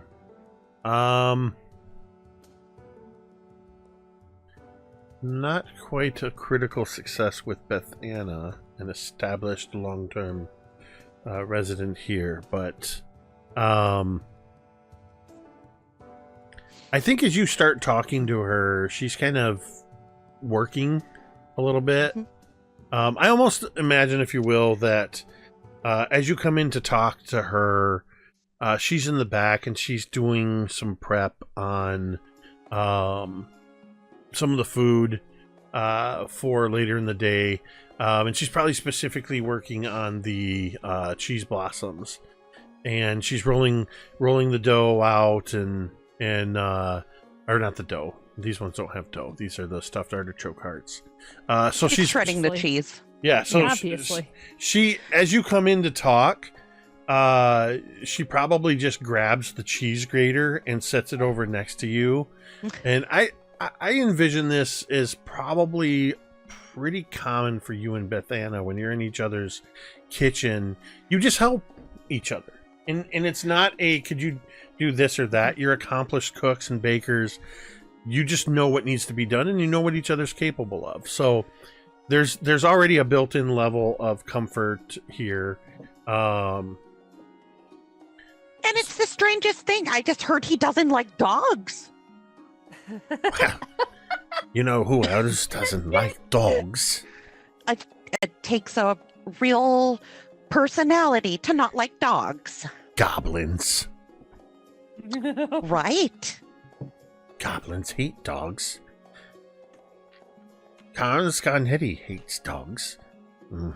She kind of looks. She's just kind of she's working. She's not really looking at you. It's almost like she's talking to herself. Goblins hate dogs. Scarnetti hates dogs. By the transitive property, Scarnetti is a goblin. And then she kind of looks over and gives you a kind of a wink, and giggles a little bit as she kind of leans into you. And she says, "Oh, if only. But he may not actually be a goblin, but he certainly has goblin traits." Oh, definitely. Probably maybe just a quarter. Well, on his father's side. I can tell you a thing or two about his father, but... And she kind of blushes and giggles. So what do you think, Jacob? Is that enough to get my campaign kicked off? I think with a critical success and a near critical success, you've basically activated you've activated the Granny Network, and I think you've activated the the Merchant Network. At least among the bakers and restaurateurs in town. And you're not talking about, or rather you are talking about people with the restaurateurs and with Beth Anna. These are people who can reach a lot of people in short time. Coupled with the fact that you also work at the White Deer and can casually drop things throughout the week. Suffice it to say that I think throughout the week, probably as we see the others moving through town, you probably pass by a couple people and you just hear, "Oh, I heard Scarnetti served dog at one of their recent events." That's awesome. I heard that And Scarnetti has smiles goblins coyly. on his third generation family. Goblin blood actually runs through his veins. God, yes, dude. It's like a bad game of telephone. There's probably even at some point later in the week a couple of rude rhymes from some of the children as they're playing their games, running through the streets. You probably catch just a snippet of one as the two kids are singing back and forth. Karn Skarnetti, is he a Yeti? No, no. And something. I don't have enough time to come up with a whole rhyme, but Bro. I think That the is Whisper wonderful. campaign Well done. is successful enough that and I'm going to tell you this now so that I don't forget it when it's relevant in the future. You will have a +3 circumstance bonus in any social interactions involving Karn Skarnetti. Holy shit. Yeah. All right. Or rather, I should say in your next, not in all going forward, but at the very least in your next interaction. And that's not going to be just Karn Skarnetti just happens to run past you in the street and you have to burn it this time. All right. And then I'm also going to shop for some stuff, but I don't know what exactly yet because I need to find out how much money we're getting. Yeah, I think for the most part, you guys, we can handle the actual purchasing of specific items off game. Other than saying, yeah, I'm probably going to buy this. That's going to leave us for when not drinking with Moa, and we'll see what is Velynia up to.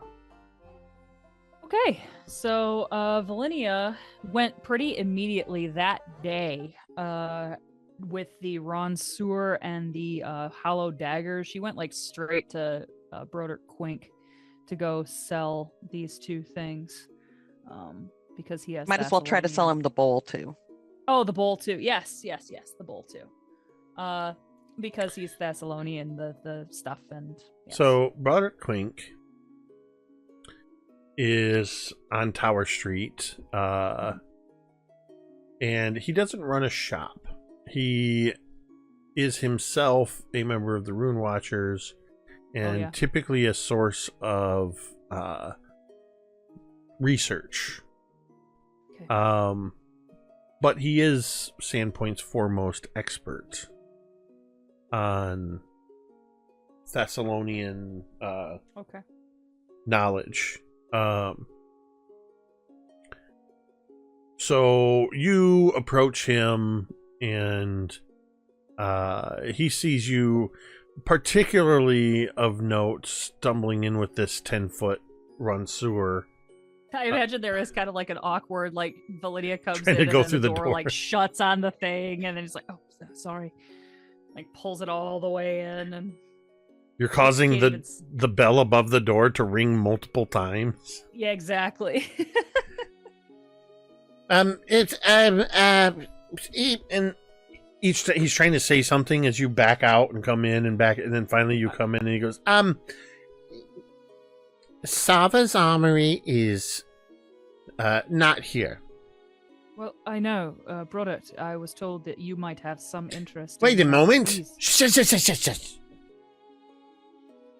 And he immediately comes over. Ever told Velynia to shush in like the last, and she's like enraged, but she keeps it down. He's pushing up his little round spectacles as he comes forward, and he's immediately rushing over, and he grabs hold of the end of the Ronsour and sort of pulls it down to get a closer look at it. Yes. Where did you come across an ancient Thessalonian Ronsour? Well, Broderick, I'm afraid I can't say. I can't reveal my sources. If you have any desire to know more about where we got this, you can ask your friend Lumi. I'm just the messenger here. You're digging around under the Sandpoint Cathedral. And Velynia stands up straight and she looks at him and she's like, "Did Lumi tell you that?" Lumi doesn't have to tell me anything with words. Besides, word travels fast. You've been delving in and out of that hole in the boneyard for days now. You don't miss a thing. Well, apparently neither do you. Now tell me, and he immediately runs sort of to the other end of this thing, kind of now where he'd pulled down the business end, he lifts up the other end, and you hear that sort of, he just immediately starts unscrewing. And he kind of looks in the end and he goes, "Was there anything in here?" There was weed, Broda. So much weed. You're being facetious. Yes. There were Oh. a few scrolls. Oh, there were. Yes. I'm sorry, but you won't be getting your hands on those today.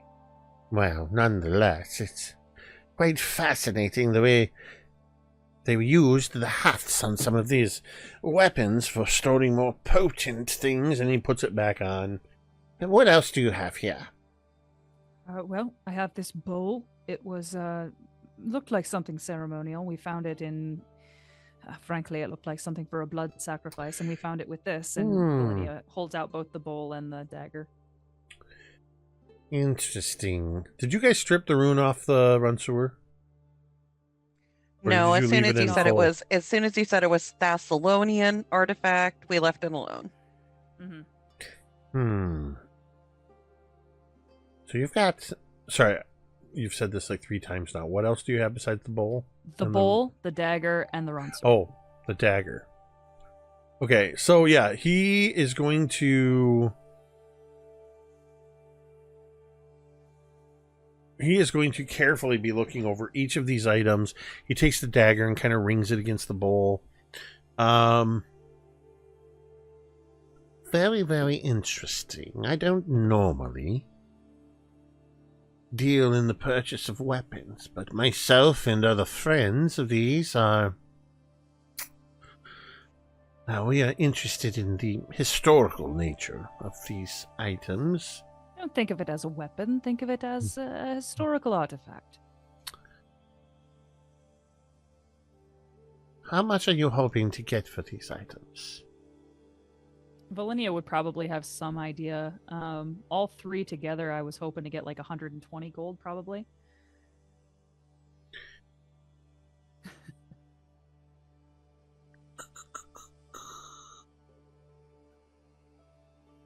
I would like you to make a persuasion check versus Broadert. What is that? Diplomacy? Oh, wait, is that a thing? Sorry. Nope. Diplomacy, I'll go. Let me just make up D&D things. 19. Only because I haven't rolled any at all. I'm gonna roll a die here. Oh my word. Oh my god, he gives me double because I've been so nice. So. And I made him laugh. Well, I can't say that our coffers are exactly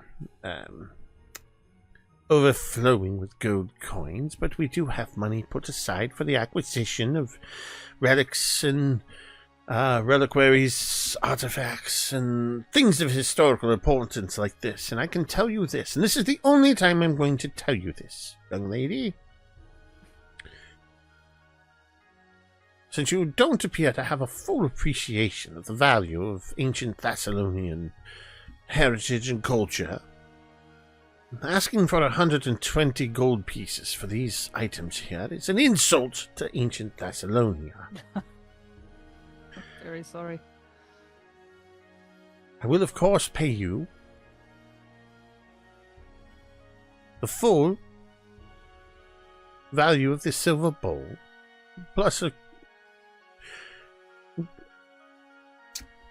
I've lost my words. I'm so overcome with how rare these items are. Well, sorry, I'm trying to find the dagger on here. What did I value the dagger at? Was it 60? 50. 50. It's 2 lines below the silver bowl. Okay. So you got 5 silver, 50, and then 125 are the base values. I'm prepared this one time to pay you 250 gold pieces for all 3 items. Oh, well. And should you find items of specific Thessalonian value in your further endeavors, well, I would hope that forget what I said about Sava. She's for the mundane weapons and such. She is, of course, an expert. But I would say bring your Thessalonian relics to me first. Of course. So you will get 250 gold.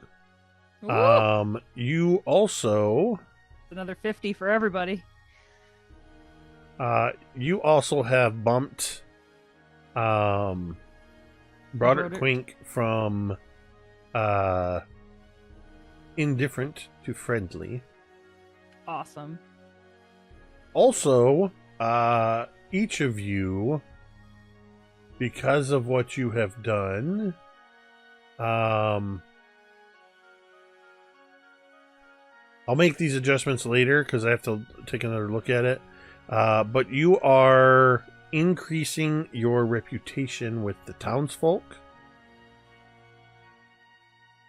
and Cool. with the specifically because of Millie's actions. You are increasing. Are we though? Because it's a whisper campaign. Well, no, actually, I'm misreading this. It wouldn't actually affect that, but you Fair. will gain Rune Watcher's reputation points as Oh, well. cool. Like the organization. Yep. Awesome. So, yeah. I think the rest of the time period, Velynia is just working at the docks. Just kind of trying to make money and do, dock work, moving crates around, all that kind of stuff. I think one day she only treats herself to a bath every 3 days or so. And so she will get a bath every 3 days at Mavashti's place. And I think one night as she's kind of undressing and getting ready, and she itches her chin, she notices for the first time in a long time, she just kind of doesn't notice it anymore, this scar that she has on her left hand. And the audience may notice that you've never seen Velynia's hands. It seems like she's always wearing gloves or a wrap or something. And she has this scar that is the identical scar. It's like a line between her two middle fingers on the the back of her hand and in her palm. And she just kind of looks at it and kind of pauses her getting undressed and just sits on her bed for a minute and kind of looks at it. And it's pretty gross. It's kind of knotty and you can tell it was whatever happened was bad. And she just kind of looks at it for a while, and then you kind of see her shoulders slump, almost very identical to the way her shoulders slumped as she read the note that she got. And she just takes some time with it looks like. And then eventually takes a deep breath and makes a fist and then goes and gets ready for her bath. I will add to that scene that while you are looking at that that scar, we hear this thunk, sort of distant and echoey, and we hear a woman scream. And then I think sort of almost like a cinematic transition as you kind of clench your fist and you grab your towel or whatever and sort of fling it to go take your bath. The towel flashes in front of the camera and that darkness persists as we now see the sort of almost we hear that same sound of cloth and we hear this sort of it becomes, instead of a towel, like a cloak, as we see a figure, Velynia, moving silently through the streets of the sleeping Sandpoint. The stars glinting like cold eyes in the sky above. The moon waning, a thin crescent high in the sky, its light barely providing illumination and seeming to emphasize the shadows as almost reminiscent of the inky black paint from the painted world. Up ahead, the old light looms, broken sentinel veiled in darkness, its jagged ruins more haunted than historic under the cover of night. The wind whispers through the shattered stone, and your every step, subtle though it may be, faintly echoes a little bit louder than it should. You tread carefully, your breathing shallow, your senses taut. The meeting was to be secret. You were to come alone, unseen, unheard.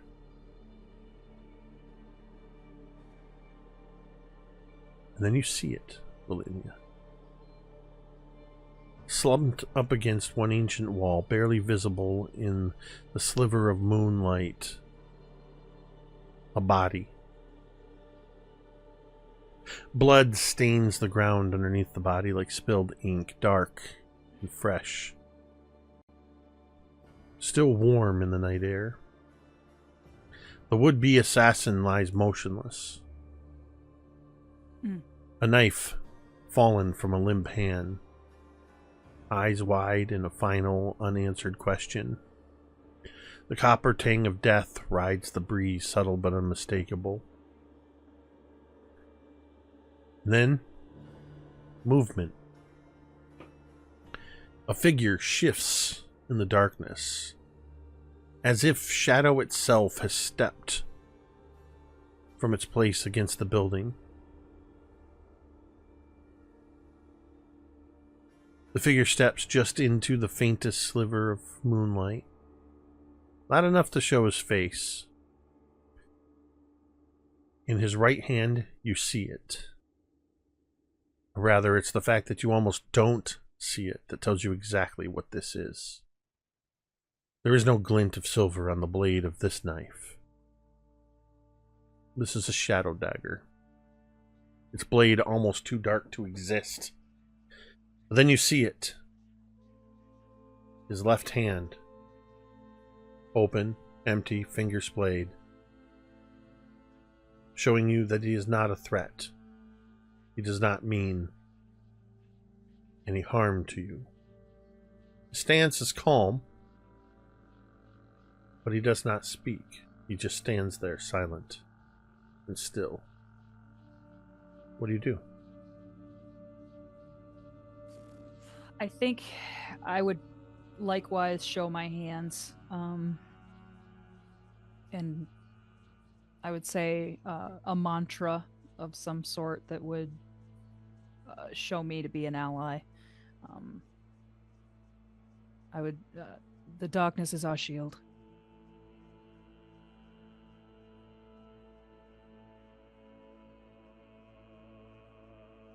He steps forward,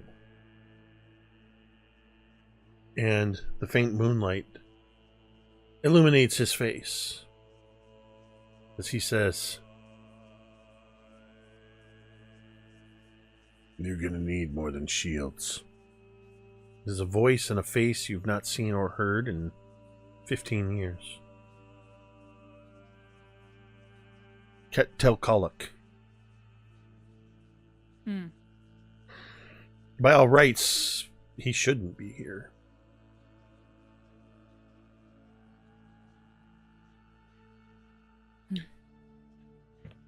He looks down at the knife on the ground next to the fallen body. That was meant for you. I didn't tell anyone of this meeting. But they told you. They're the ones that set you up.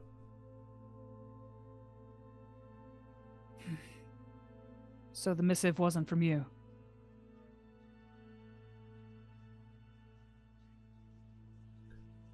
I am not a blade. I'm not a whisperer. Then why are you here? If I wasn't here, you'd be dead. That's what they want. Well, congratulations. Were you expecting a thank you? I could leave. They'll send another. And they'll finish the job.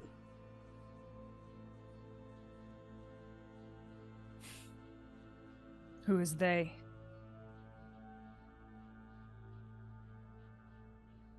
It's the Shadow Collective. Or rather, some within the collective. There's been a schism. There's at least one whisperer in Sandpoint. I don't know who they are. They're probably the ones that sent this blade.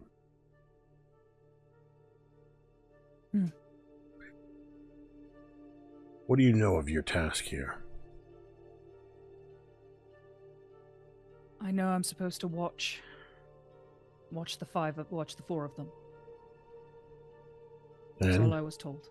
What have you seen? I've watched them. They go about their lives. They're normal people. They try to do the right thing. Don't know how specific you want me to be. This isn't your first time reporting. Tell me what you know about them. What stands out about them?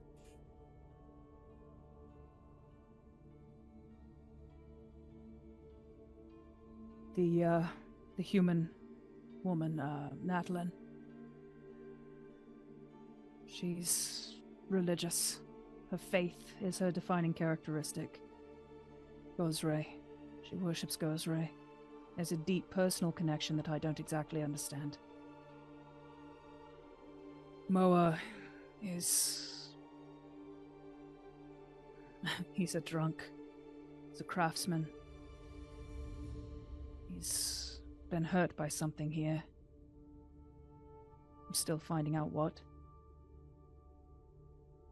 Millie, the other half-elf, she works in the town. She's a motherly type. She helps others before she helps herself. And I think Velynia hesitates. And she just kind of shrugs and she's like, I haven't learned much about the kobold yet. I need you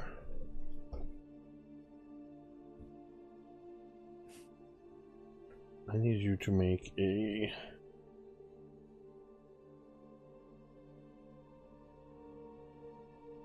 Is it still diplomacy? No. Deception. This would probably be deception. I need you to make a deception check. Okay.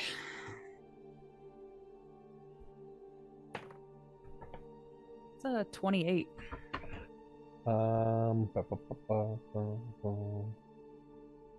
Alright, and then I need to bring up my stats.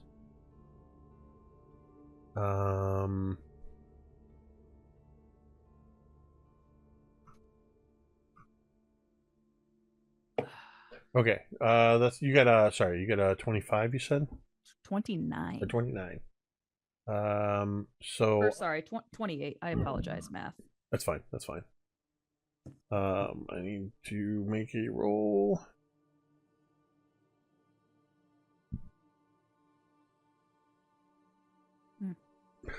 That's a 32 perception. That's thematically perfect. I don't know why you are withholding information on all of them. Why you hesitate to tell me about the cathedral child.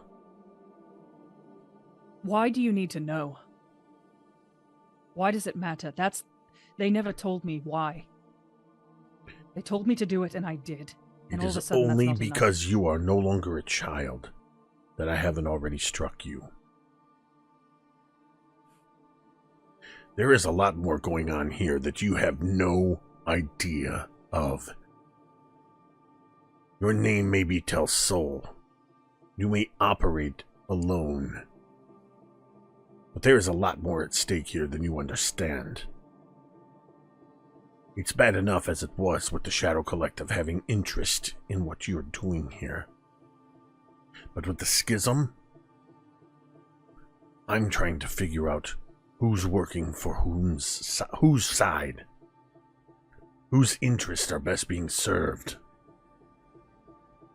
Do you know why you were sent here? Don't give me this bullshit about keeping an eye on the Four. That's part of it. While you watch the Four, the Whisperer watches the 5 of you. I was told that I was to watch the 4 of them. That is all that I know. I'm here, I'm doing it, and when this is done, I want out. We have talked about this. I want out. I'm not gonna lie to you. It's not gonna be easy. It's gonna be harder than you thought it was. And it may be that your way out is the permanent exodus to death.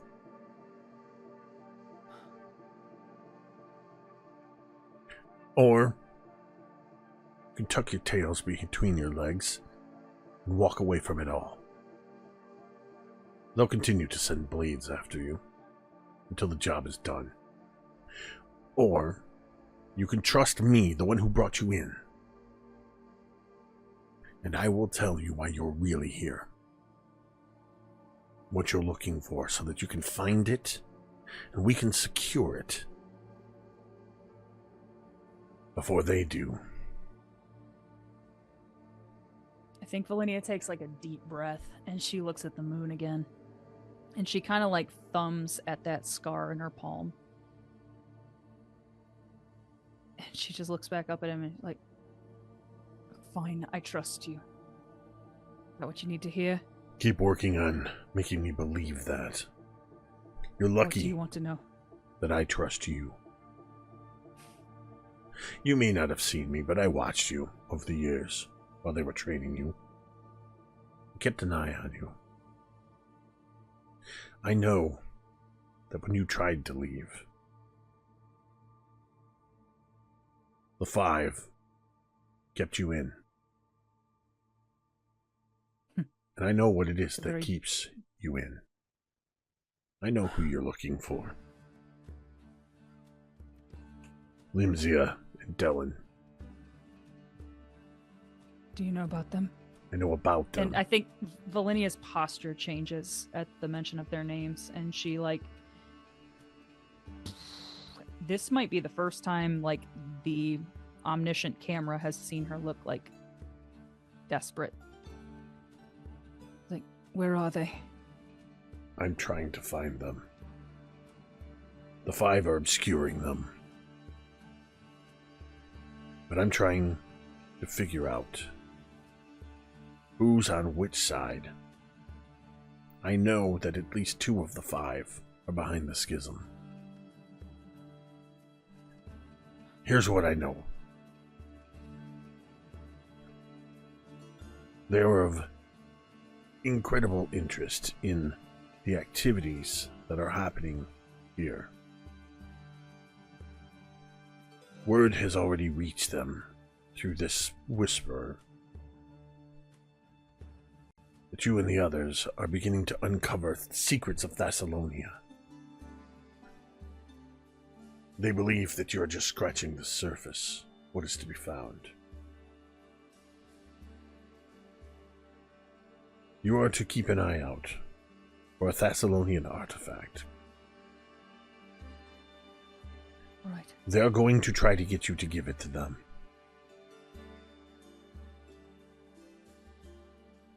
Please let me know if you find it.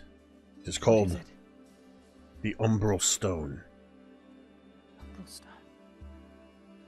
Do you know what it looks like? It will How look big like it is? it will look like a shard of a purplish black. Sorry, a greenish black dark crystal.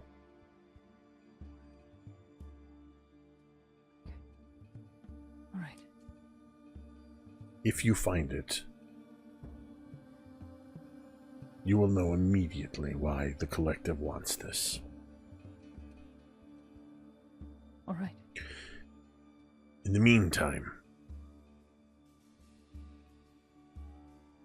instead of dulling your senses with drink night after night, set about finding out who the Whisperer is. They are on the wrong side of the schism.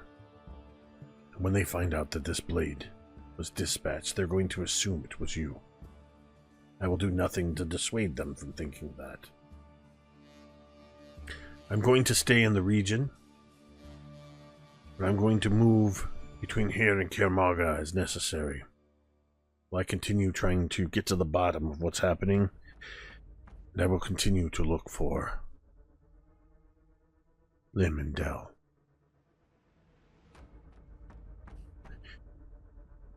He steps forward a little bit more. He Velynia says, doesn't step back, but she kind of like goes up on her toes a little bit, like poised. He says, I've always had a particular interest to certain neophytes that have been brought in. The ones that show promise. You, Dell, Lim, they were among the most promising. Well, the ones that remain. Calitel Block was second only to you.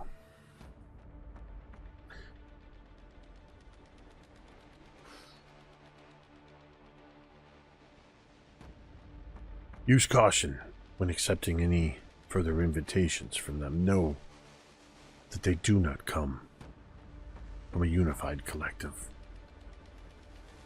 Find the Whisperer. You know what to do when you find them. Keep an eye on the ones you were tasked with watching. But I want you to observe them, not with the intent to report back to anyone. Velynia tells Soul, you're not alone anymore. These people that you have surrounded yourself with, you may find yourself needing to depend on them more and more, the deeper you go.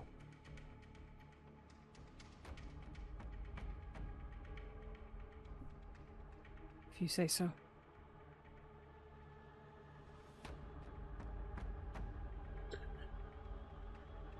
If you need to get in touch with me,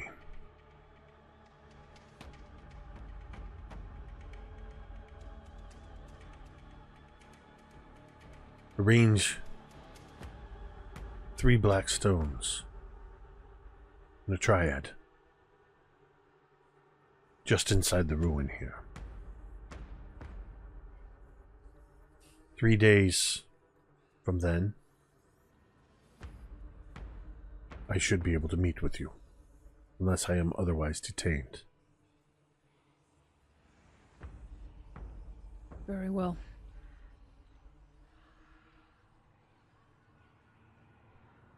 For the first time in this entire conversation, you see him as he stands there for this final moment.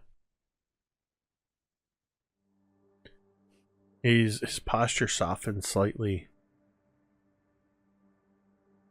and he reaches out his left hand.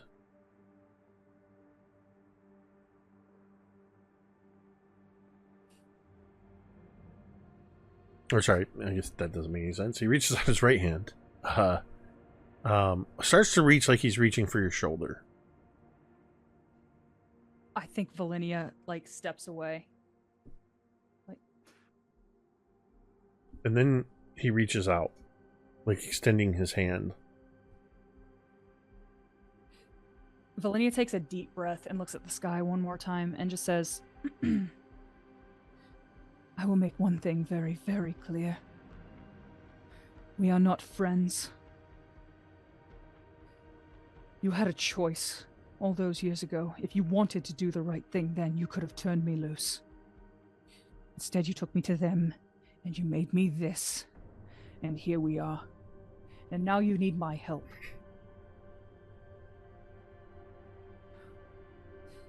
We find ourselves needing each other, but this does not mean that we are close.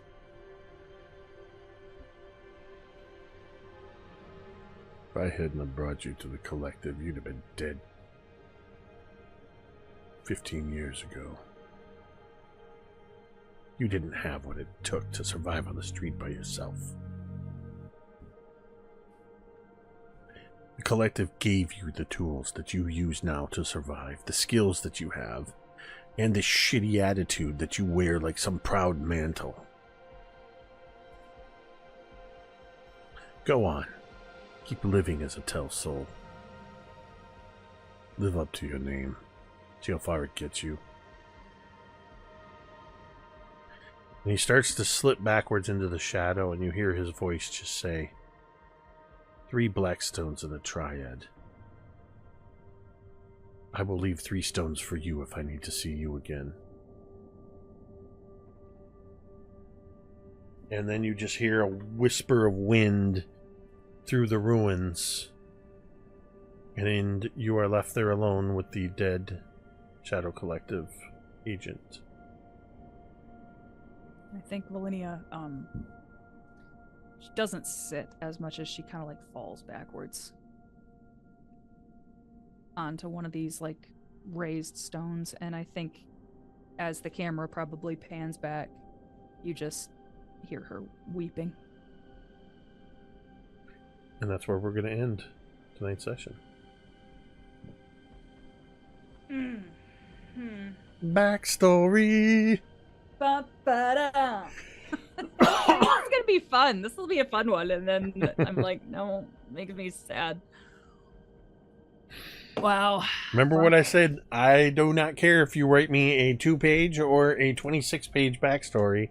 I'm going to read every word of it. I'm going to write names down, and I'm going to use those. Give you 2 guesses as to what mine was. It wasn't the 2. So.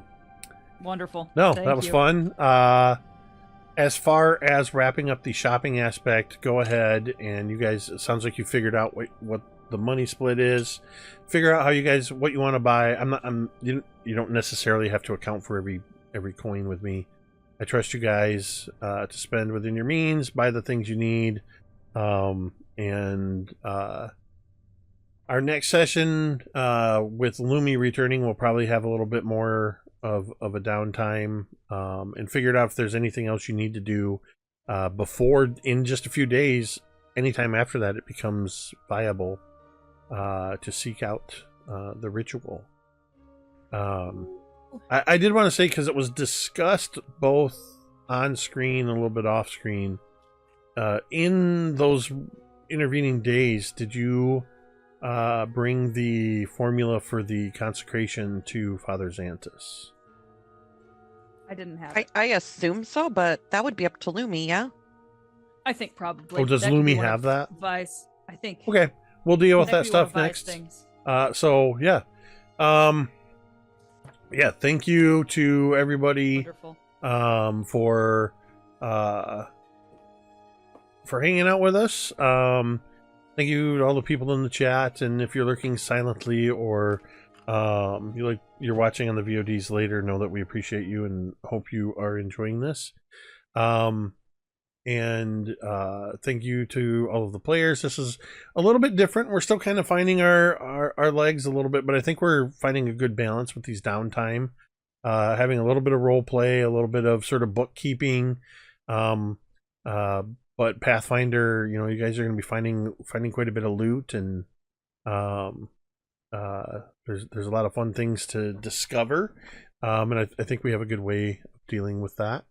So it's a little different session than before, but hey, Tamiko promised you at the break that it was gonna get juicy at the end there.